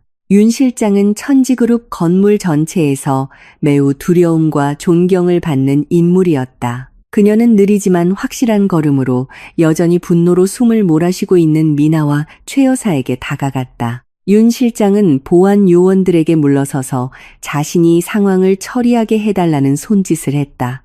그녀는 얼음처럼 차가운 시선으로 미나와 최 여사를 번갈아 쳐다보았다. 예전에 자기 집에 찾아왔던 그 노부인을 알아본 최 여사는 즉시 승리에 찬 얼굴을 했다. 최 여사는 윤 실장이 그들의 도착을 환영하고 무례했던 보안 요원들을 꾸짖기 위해 내려왔다고 생각했다. 그녀는 즉시 매우 친한 척하는 목소리로 윤 실장에게 인사를 건네며 최고 경영자를 만나게 해달라고 요구했다. 아무런 표정 변화 없이 윤 실장은 매우 평탄하고 공식적인 목소리로 대답했다. 그녀는 보안 요원들에게 이 두 소란꾼이 실제로 맨 위층에서 기다리고 있었다고 알렸다. 윤 실장은 새로운 회장께서 귀한 시간을 내어 그들의 방문을 직접 영접실에서 받겠다고 하셨다고 말했다. 윤 실장의 말을 듣자 미나와 최 여사의 얼굴에 오만함이 다시 완벽하게 피어났다. 그들은 매우 넓은 미소를 지으며 서로를 바라보았다. 이 모든 소동이 단지 작은 오해였으며 회사 최고 수뇌부가 정말로 미나의 존재를 높이 평가한다고 생각했다. 최 여사는 VIP 전용 엘리베이터로 윤 실장을 따라가기 전에 보안 요원들에게 경멸적인 시선을 던지기까지 했다. 수십 층을 뚫고 부드럽게 올라가는 엘리베이터 안에서 최 여사는 자랑스러운 어조로 끊임없이 이야기했다. 그녀는 분명 회장께서 미나에게 특별한 상을 주거나 딸이 가진 비범한 재능을 알고 무제한 대출을 제안하고 싶어 할 것이라고 말했다. 미나는 단지 자랑스럽게 미소 지으며 옷깃을 바로잡고 회사 지배자에게 전할 최고의 말을 준비했다. 그들 둘은 매우 취하게 하는 위대함의 환상에 완전히 빠져 있었다. 그 엘리베이터가 그들을 가장 끔찍한 추락의 정점으로 데려가고 있다는 것을 깨닫지 못한 채 엘리베이터가 맨 위층, 즉 사장실 전용의 독점적인 층에 정확히 멈췄을 때 부드러운 종소리가 울렸다. 엘리베이터 문이 열리며 두꺼운 방음 카펫이 깔린 넓은 복도가 나타났다. 윤 실장은 그들에게 천지그룹의 상징이 새겨진 거대한 이중 목재문으로 먼저 걸어가라고 안내했다. 두 명의 개인 경호원이 무거운 나무 문을 동시에 열어주었다. 최 여사와 미나는 엄청나게 웅장한 방 안으로 들어섰다. 그 방은 천장까지 닿는 유리창으로 둘러싸여 있어 고도에서 도시 전체의 전경을 볼 수 있었다. 방 안의 가구들은 절대적인 권력의 아우라를 뿜어냈다. 하지만 그들의 관심은 즉시 주 업무용 책상 뒤에 놓인 매우 큰 가죽 의자에 쏠렸다. 그 큰 의자는 그들을 등지고 있었다.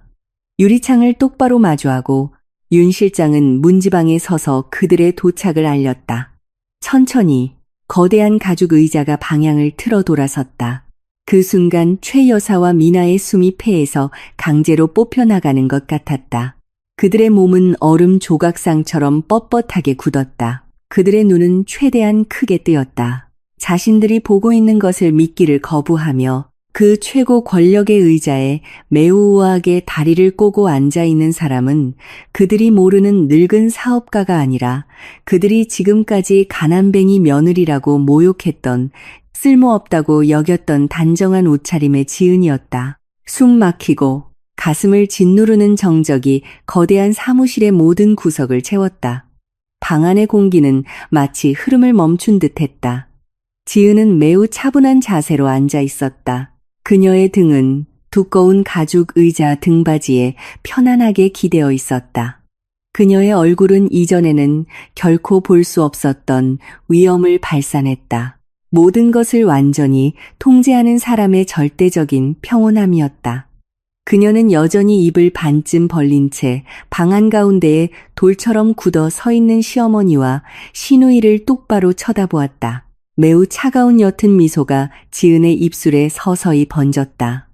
그것은 친절함을 암시하는 미소가 아니라 모든 거짓말의 종착역으로의 환영이었다. 최 여사는 여전히 눈을 여러 번 깜빡이며 눈앞의 광경이 어젯밤부터 겪은 피로와 공포로 인한 환각이기를 바랐다. 하지만 단정한 옷차림의 그 여성은 여전히 실제하며 매우 위압적인 지배자의 아우라를 뿜어내고 있었다.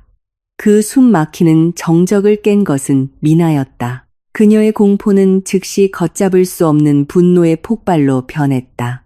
그녀는 눈앞에 펼쳐진 현실을 완강히 거부했다. 날카로운 목소리로 미나는 지은의 얼굴을 가리키며 범죄 행위를 저질렀다고 비난했다. 미나는 지은이 분명히 이 건물에 불법적으로 침입하여 보안 시스템을 뚫고 단지 싸구려 장난을 치기 위해 일부러 회장 의자에 앉았다고 히스테릭하게 소리쳤다. 미나는 건물 보안 요원 전체를 불러 지은을 무단 침입과 천지그룹에 대한 모욕 혐의로 경찰서에 끌고 가겠다고 맹세했다. 딸의 고함을 들은 최 여사는 충격에서 깨어나 즉시 지은을 공격하는 데 가담했다. 그녀는 매우 경멸적인 말로 지은을 저주하며 가난한 사람으로 너무 자주 모욕당한 나머지 정신을 잃은 미친 여자라고 비난했다.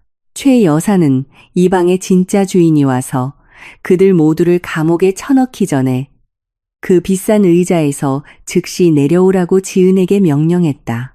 지은은 시어머니와 시누이의 히스테릭한 고함과 거친 모욕에 전혀 반응하지 않았다. 그녀는 그들이 숨이 닿을 때까지 모든 어리석음과 부정을 쏟아내도록 내버려 두었다. 지은은 단지 오른손을 살짝 들어 매우 미묘한 작은 신호를 보냈다. 바로 다음 순간 최 여사와 미나 뒤에 있던 거대한 나무문이 다시 활짝 열렸다. 이번에는 보안 요원이 아니라 매우 공식적인 비즈니스 정장을 입은 10여 명의 중년 남녀가 들어왔다. 그들은 천지그룹 산하 모든 중요 부서의 최고 이사회, 주주, 그리고 최고 경영자들이었다. 국내 비즈니스 잡지에 자주 얼굴을 비추는 이 중요한 인물들의 등장은 즉시 미나를 뻣뻣하게 굳게 만들었다. 그녀는 그들 중 몇몇을 지금까지 멀리서만 볼 수 있었고 감히 인사조차 건네지 못했던 고위 임원들로 알아보았다. 모든 이사들은 매우 질서정연한 걸음으로 방 안으로 들어왔다. 그들은 방 한가운데에서 떨고 서 있는 최 여사와 미나의 존재를 전혀 신경 쓰지 않았다. 주 업무용 책상 앞에 도착하자 10여 명의 회사 고위 임원들은 일제히 발을 모으고 매우 깊고 경건한 경의를 표하며 허리를 숙였다. 그들의 목소리는 방 안을 가득 메웠다. 지은을 천지그룹 회장님이라는 공식적인 칭호로 부르며 존경의 인사를 올렸다. 비즈니스 지배자들의 대규모 경의는 최 여사와 미나에게 가장 통렬한 현실의 일격이 되었다. 그들의 환상과 부정은 먼지가 되어 산산조각났다. 지금까지 자신들이 발밑에 깔고 짓밟았던 가난뱅이 며느리가 미나가 밥벌이를 하던 곳의 유일한 지배자라는 사실이 이제 반박할 수 없이 명백하게 드러났다. 최 여사의 다리는 갑자기 힘이 풀려 카펫 바닥에 거의 주저앉을 뻔했다. 만약 이미 모든 힘을 잃은 미나의 팔에 기대지 않았다면 지은은 이사들의 인사에 조용한 끄덕임으로 답하고 그들에게 바로 서라고 요청했다. 매우 우아하고 절제된 동작으로 지은은 책상 서랍에서 두꺼운 검은색 가죽 서류철을 꺼냈다. 그녀는 그 서류철을 앞에 유리 테이블 위로 던져 꽤 큰 충돌음을 냈다. 지은은 이제 극심한 공포에 휩싸인 미나의 눈을 매우 차분하지만 칼날처럼 날카로운 목소리로 쳐다보았다. 지은은 그 검은 서류철의 내용을 설명했다. 그 서류철에는 미나가 수개월 동안 재무데이터 조작, 고위 임원 서명 위조, 그리고 회사 프로젝트 자금 횡령을 저질렀다는 것을 합법적이고 설득력 있게 증명하는 포괄적인 법의학 감사 결과 보고서가 들어있었다. 미나가 훔친 금액은 매우 환상적이었다. 그 돈은 단지 가짜 생활 방식을 유지하고 어머니의 허영심을 만족시키기 위해 명품을 사는 데 사용되었다. 지은은 미나의 범죄에 대한 모든 송금 증거와 디지털 흔적이 당국에 완전히 제출되었다고 밝혔다. 진실의 일격은 거기서 끝나지 않았다. 지은은 그리고 나서 책상 구석에 놓인 디지털 녹음기의 작은 버튼을 눌렀다. 그 장치에서 매우 선명한 녹음된 목소리가 흘러나왔다. 그것은 며칠 전 거실에서 있었던 최 여사의 목소리 녹음이었다. 모든 재산, 부, 그리고 그들이 살고 있는 큰 집을 100% 미나에게만 물려줄 것이며 지은과 민주는 아무것도 받지 못할 것이라는 오만한 문장이었다. 그 녹음된 목소리는 웅장한 CEO의 방 안에 울려 퍼지며 한 시어머니의 마음이 얼마나 탐욕스럽고 잔인한지를 들려주었다. 녹음이 끝난 후 지은은 이제 자신을 통째로 삼켜버리는 수치심에 흐느껴 우는 최 여사를 쳐다보았다. 매우 차분하고 우아한 태도로 지은은 최 여사의 남은 모든 삶의 희망을 파괴하는 마지막 대답을 했다. 지은은 오늘의 좋은 소식은 최 여사가 유산 분배 문제로 전혀 골머리를 앓을 필요가 없다는 것이라고 말했다. 왜냐하면 최 여사가 지금까지 살면서 자랑해왔던 그 큰 집이 법적으로는 방금 양가로부터 원본 등기권리증을 되찾은 지은의 소유이기 때문이다. 지은은 최 여사가 그 토지와 건물에 대해 단 1원의 소유권도 가지고 있지 않다고 설명했다. 또한 지은은 모든 이사회 앞에서 공식적으로 발표했다. 이 순간부터 미나는 천지그룹에서 불명예스럽게 해고되며 미나가 소유한 모든 자산은 회사 손실을 보상하기 위해 동결될 것이라고 지은이 말한 선언들은 마치 시어머니와 시누이의 모든 오만함을 남김없이 부수는 망치질 같았다. 최 여사와 미나가 자신들에게 닥친 모든 파멸을 소화하기도 전에 입구 쪽에서 작은 소란이 들렸다. 윤 실장은 완전 무장한 경찰관들이 단호한 걸음과 굳은 얼굴로 들어올 수 있도록 문을 활짝 열어주었다. 그룹을 이끄는 경찰관은 즉시 미나에게 다가가 국가로부터의 공식 체포영장을 낭독했다. 미나는 대규모 회사 자금 횡령 혐의뿐만 아니라 그녀가 약혼자라고 주장했던 잘생긴 남자와 연루된 사기 네트워크에 관여한 혐의로도 체포되었다.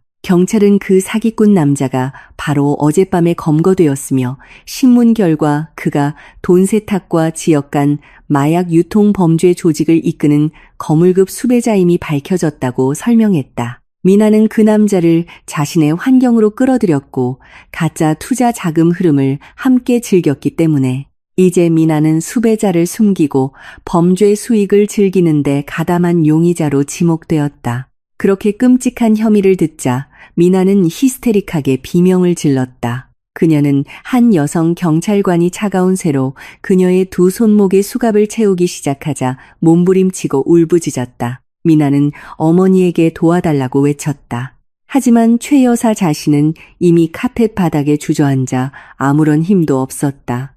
오만함, 거짓말, 그리고 악의의 기반 위에 세워진 그들의 세상은 이제 가장 비극적인 방식으로 그들의 머리 위로 무너져 내렸다. 최 여사는 집을 잃고 노후 저축금을 잃었으며 이제 항상 자랑하던 사랑하는 딸이 중범죄자로 쇠창살 뒤로 끌려가는 것을 목격해야 한다는 것을 깨닫고 하염없이 울었다.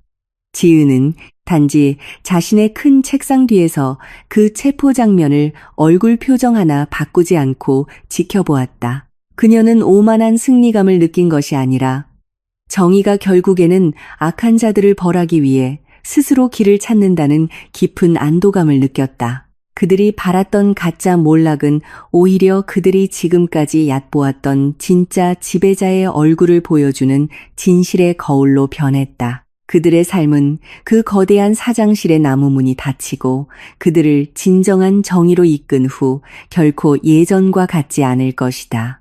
금속이 서로 부딪히는 소리가 천지그룹 최고 경영진의 사무실의 정적을 깨고 끔찍하게 울려 퍼졌다. 차가운 쇠는 이제 미나의 두 손목을 단단히 잠갔다. 지금까지 공포에 질려 몸부림치던 그녀의 모든 움직임을 멈추게 했다. 거대한 방 안의 공기는 마치 얼어붙은 듯 지켜보는 모든 이의 가슴을 짓눌렀다. 미나는 매우 날카로운 목소리로 히스테릭하게 비명을 질러 그 방의 위엄과 평온함을 깨뜨렸다. 눈물이 그녀의 얼굴을 뒤덮어 아침부터 두려움을 감추기 위해 사용했던 두꺼운 화장을 망가뜨렸다. 그녀의 좌우에 꼿꼿이 서 있던 경찰관들은 그녀의 팔을 매우 강하게 잡았다. 이제 중범죄의 용의자 신분이 된 그 여자가 어디로도 도망칠 수 없도록 확실히 했다. 당국이 낭독한 혐의는 결코 농담이 아니었다. 미나는 호화로운 생활 방식을 위해 막대한 금액의 회사 운영 자금을 횡령한 것이 합법적이고 설득력 있게 입증되었을 뿐만 아니라 훨씬 더 깊고 어두운 나락으로 끌려 들어갔다. 그녀는 한때 약혼자라고 자랑했던 사기꾼 남자와 연루된 범죄 네트워크에 직접 관여한 혐의로 기소되었다.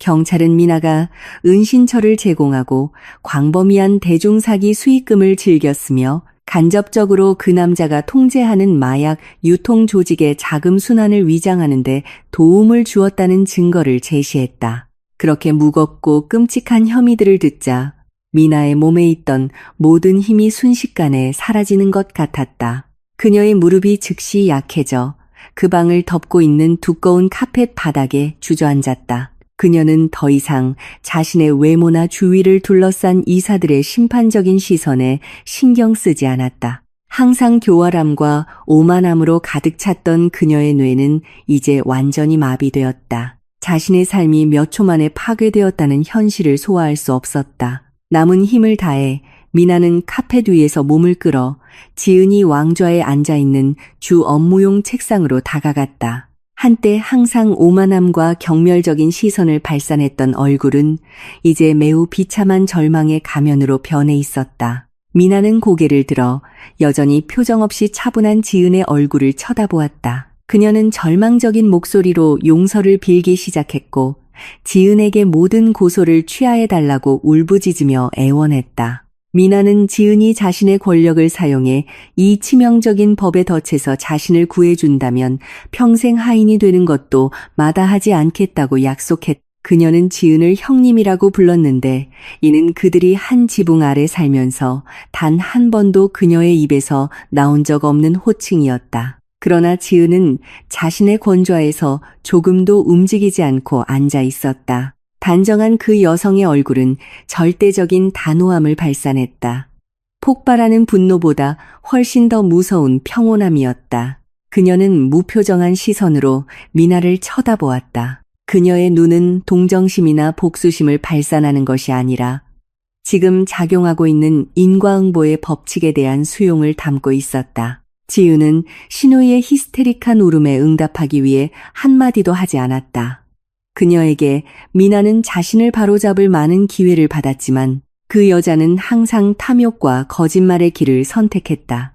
미나 뒤에서 회사 이사들은 숨기지 않는 혐오감으로 그 장면을 지켜보았다. 그들은 자신들의 회사가 지금까지 전혀 진실성이나 도덕성이 없는 직원에 의해 피해를 입었다는 사실에 매우 역겨움을 느꼈다. 미나가 계속해서 몸부림치는 것을 본 경찰관들은 마침내 단호한 조치를 취했다. 그들은 미나의 몸을 다시 일으켜 세우고 더 이상 소란을 피우지 말라고 경고하며 그 경영진의 방 출구로 데려가기 시작했다. 미나가 점점 멀어지는 흐느낌과 함께 방 밖으로 끌려 나가는 동안 방 안의 모든 사람들의 시선은 이제 최 여사의 모습으로 향했다. 그 중년 여성은 여전히 바닥에 힘없이 주저앉아 있었다.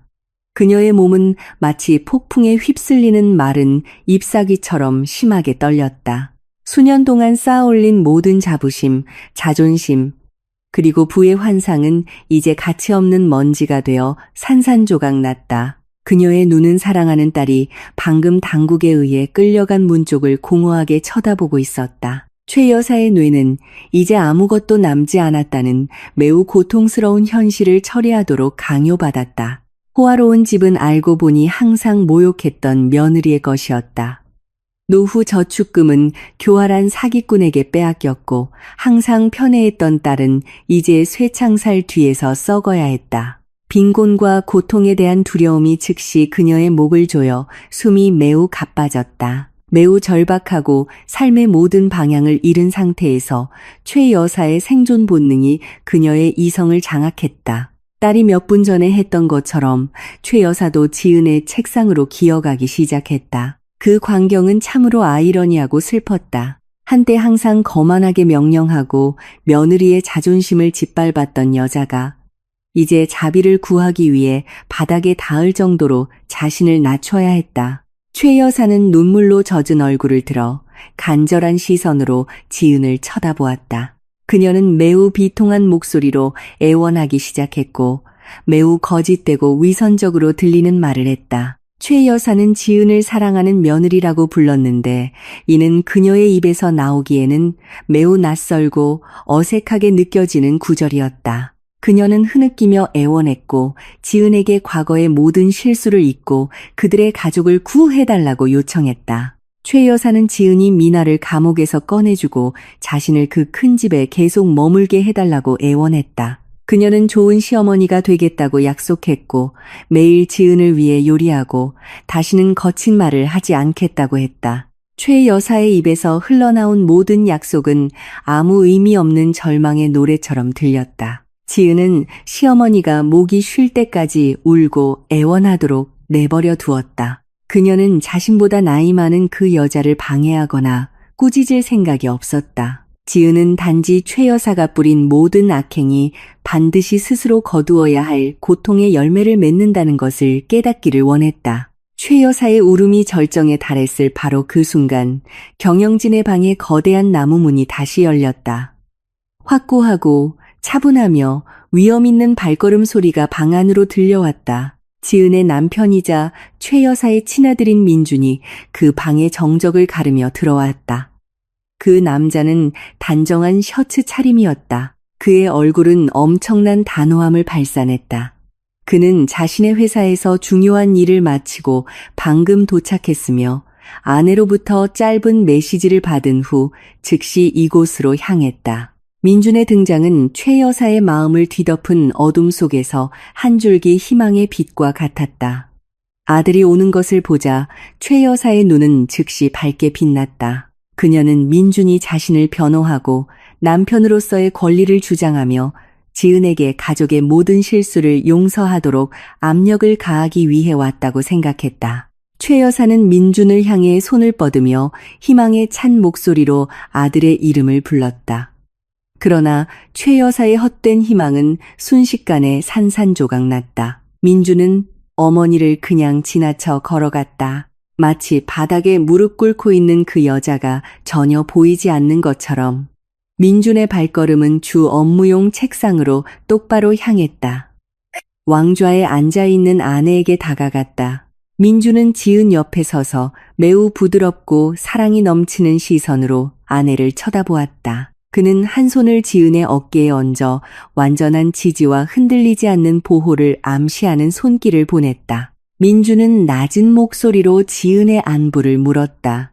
방금 일어난 소동으로 아내가 조금도 다치지 않았는지 확인했다. 지은은 고개를 들어 진심 어린 옅은 미소로 남편을 쳐다보고는 괜찮다는 뜻으로 조용히 고개를 끄덕였다. 서로를 격려하는 부부의 모습은 최 여사가 자신의 눈으로 직접 목격했다. 민준이 자신을 돕기를 거부한 것은 그의 모든 재산을 잃는 것보다 훨씬 더 고통스러운 정신적 타격이었다. 최 여사는 자신의 이기심 때문에 아들의 사랑과 존경을 완전히 잃었다는 것을 깨달았다. 아내의 안전을 확인한 후에야 민준은 몸을 돌려 어머니를 마주했다. 그는 여전히 바닥에 주저앉아 있는 어머니를 매우 깊은 시선으로 쳐다보았다. 그것은 매우 큰 실망과 진실을 바로 세우기 위해 깊이 묻어야만 했던 애정이 뒤섞인 것이었다. 민주는 천천히 어머니에게 다가갔다. 그는 꾸짖지 않았다. 그는 경멸적으로 웃지 않았고 전혀 오만한 승리의 표정을 보이지 않았다. 매우 위엄있고 존중하는 동작으로 민주는 몸을 숙여 어머니의 두 팔을 잡고 그 중년 여성의 몸을 일으켜 세워 두 발로 다시 꼿꼿이 서게 했다. 민주는 어머니의 흐트러진 옷을 조금 정리해 주었고 여전히 자식으로서 부모에게 하듯이 그녀를 대했다. 하지만 그 후에 민준의 입에서 나온 말은 흔들릴 수 없는 정의의 선고였다. 매우 차분하고 무게감 있으며 방 전체에 울려 퍼지는 목소리로 민준은 가혹한 교훈을 주었다. 그는 눈물로 젖은 어머니의 눈을 똑바로 쳐다보았다.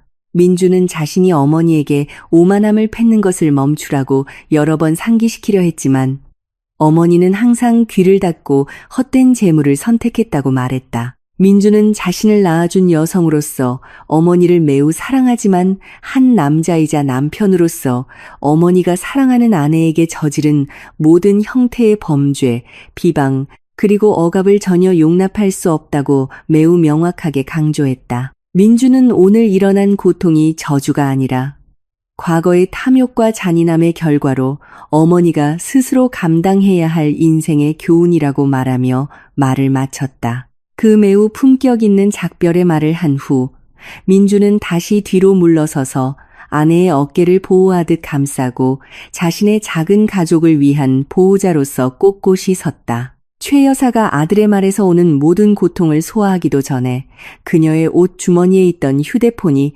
갑자기 심하게 진동했다. 여전히 떨리는 손으로 최 여사는 그 통신기기를 꺼내 켜진 화면을 쳐다보았다. 모르는 번호로부터 방금 영상 메시지가 도착했다. 하지만 최 여사는 누가 보냈는지 매우 잘 알고 있었다. 그것은 어젯밤 그녀의 집을 파괴한 빚쟁이 그룹의 리더의 번호였다. 최 여사는 엄청난 두려움 속에서 그 영상의 재생 버튼을 눌렀다. 그 작은 화면에는 지금까지 그녀의 자부심의 상징이었던 큰 집의 광경이 생생하게 나타났다. 그 빚쟁이 그룹은 물건을 부수는 것이 아니라 최 여사의 모든 가구, 옷, 그리고 남은 귀중품을 강제로 꺼내 집 앞 길거리에 버리고 있었다. 빚쟁이 리더는 카메라 앞에 나타나 날카롭게 씩 웃으며 마감 시간이 끝났다고 선언했다. 그 집은 이제 봉인되었고 모든 내용물은 미나의 빚을 갚기 위해 압류되었다. 그 영상은 집 대문이 큰 쇠사슬로 단단히 자물쇠가 채워진 그림으로 끝났다. 휴대폰이 최 여사의 손에서 떨어져 소리 없이 카펫 바닥에 부딪혔다. 최 여사는 못 박힌 듯 서 있었다. 그녀의 시선은 허공을 꿰뚫고 있었다. 그녀는 이제 정말로 혼자이며 집도 없고 자신을 변호해줄 가족도 없으며 아무것도 가진 것 없이 잔인한 바깥 세상을 마주해야 한다는 가장 고통스러운 깨달음을 얻었다. 시간은 느껴지지 않는 속도로 흘러 과거에 얽혔던 모든 삶에 큰 변화를 가져왔다. 천지그룹의 비즈니스 타워에서 일어난 충격적인 몰락 사건 이후 1개월이 지났다. 지은과 민준의 삶은 모든 쓰라림과 어두운 과거의 그림자를 멀리 떠나 날아올랐다. 도시 외곽의 매우 푸르고 넓은 땅에 현대적인 건축으로 설계되었지만 누구든 찾아오고 싶게 만드는 따뜻함을 발산하는 웅장한 새 건물이 서 있었다. 그날은 지은의 개인 재산과 이제 매우 빠르게 성장한 민준의 스타트업 수익으로 전액 지원되는 호화로운 고아원 및 교육 장학금 센터의 개원식 날이었다. 그 건물은 단지 안식처가 아니라 불우한 아이들이 더 밝은 미래를 엮어갈 희망의 상징이었다. 지은은 매우 우아하지만 여전히 소박한 옷을 입고 개원식 무대 위에 서서 사랑이 넘치는 지도자의 아우라를 발산했다. 그녀 옆에는 민준이 결코 사라지지 않는 자랑스러운 미소로 아내를 굳건히 지키고 섰다. 그들의 결혼 관계는 신뢰, 정직, 그리고 매우 깊은 상호 존중의 기반 위에 세워져 더욱 강하고 견고해졌다. 그들 둘은 초대 손님, 지역 사회 인사, 그리고 고아원 아이들을 진심 어린 환대로 맞이했다. 진정한 부는 동료 인간과 행복을 나눌 준비가 된 마음의 부임을 증명하면서 한편 그 화려함과 행복과는 매우 먼 곳에서 인과응보의 법칙은 편견 없이 매우 완벽하게 그 임무를 수행하고 있었다. 미나, 한때의 호화로운 생활 방식을 숭배하고 다른 사람을 얕보았던 젊은 여성은 이제 자신의 탐욕과 교활함에 쓴 약을 삼켜야 했다. 그녀의 재판 과정은 매우 신속하고 단호하게 진행되었다. 회사 자금 횡령과 범죄 조직 수배자 보호에 연루된 증거들은 어떤 변호사도 반박할 수 없을 만큼 강력했다. 판사는 수년간의 징역형을 선고했다. 모든 죄를 반성할 긴 수감 기간이었다. 그녀의 삶은 이제 차갑고 암울한 감옥 벽 안에서 180도 바뀌었다. 더 이상 해외 명품 가방도 유명 디자이너 의상도 항상 자랑하던 값비싼 화장품도 없었다. 미나는 거칠고 낡은 죄수복을 입었다. 머리는 관리하기 쉽도록 짧게 잘렸고 얼굴은 관리 없이 칙칙해 보였다. 매일 그녀는 수감시설을 청소하는 힘든 일을 해야 했다. 한때 반짝이는 보석으로 장식되었던 손은 이제 감방바닥을 닦고 더러운 화장실을 솔질하며 젖은 쓰레기 더미를 버려야 했기 때문에 거칠고 굳은 살이 박였다. 후회는 항상 늦게 찾아왔고 미나는 매일 밤 감방구석에서 조용히 울 수밖에 없었다. 결코 자신의 것이 아니었던 부의 환상을 취했다가 자신의 미래를 어떻게 파괴했는지 생각하며 그에 못지않게 비참한 운명이 최 여사에게도 닥쳤다. 집이 빚쟁이들에게 강제로 압류되고 모든 물건이 길거리에 버려진 후 그녀는 가장 밑바닥에서부터 힘든 삶의 바퀴를 마주해야 했다. 가난해졌을 때 도와줄 친척이나 가짜 사교계 친구는 아무도 없었다. 단지 하루하루 살아남고 숨을 잇기 위해 최 여사는 지금까지 자신에게 붙어있던 모든 허영심과 오만함을 버려야 했다. 한때 명령쓸한 사람을 얕보기만 알았던 그 중년 여성은 이제 자신의 침을 삼키고 힘든 일을 구해야 했다. 그녀는 매일 손님으로 붐비는 한 패스트푸드점에서 하찮은 접시 닦기로 일하게 되었다.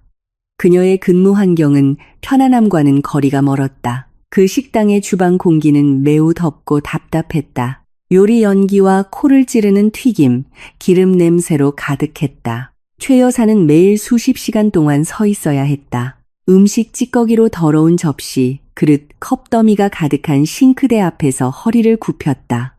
등뼈가 부러질 것 같았다. 너무 오랫동안 체중을 지탱한 탓에 다리가 부었고 손은 계속해서 강한 화학세제에 노출되어 주름지고 따가웠다. 그 직장에서 그녀의 과거에 대해 신경 쓰는 사람은 아무도 없었다. 그녀는 매우 엄격하기로 유명한 식당 지배인에게 해고당하지 않기 위해 자신의 임무를 완수해야 하는 단순한 노동자일 뿐이었다. 매우 더운 어느 날 정오, 최 여사가 일하는 패스트푸드점은 가장 바쁜 시간이었다. 손님 줄은 길게 늘어섰고 음식 주문은 끊임없이 들어왔으며 주방구역의 더러운 접시 더미는 점점 더 높아졌다. 최 여사는 숨을 헐떡이며 일했다.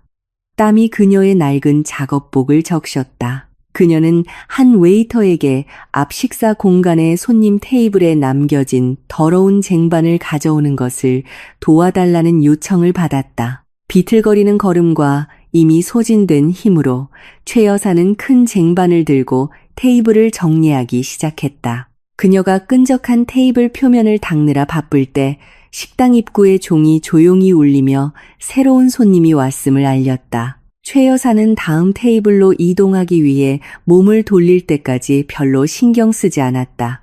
바로 그 순간 그녀의 눈은 매우 잘 아는 두 인물이 식당으로 들어오는 것을 포착했다. 지은과 민주는 고아원 개원식을 마치고 피곤한 몸으로 간단한 점심을 먹으러 그곳에 왔다.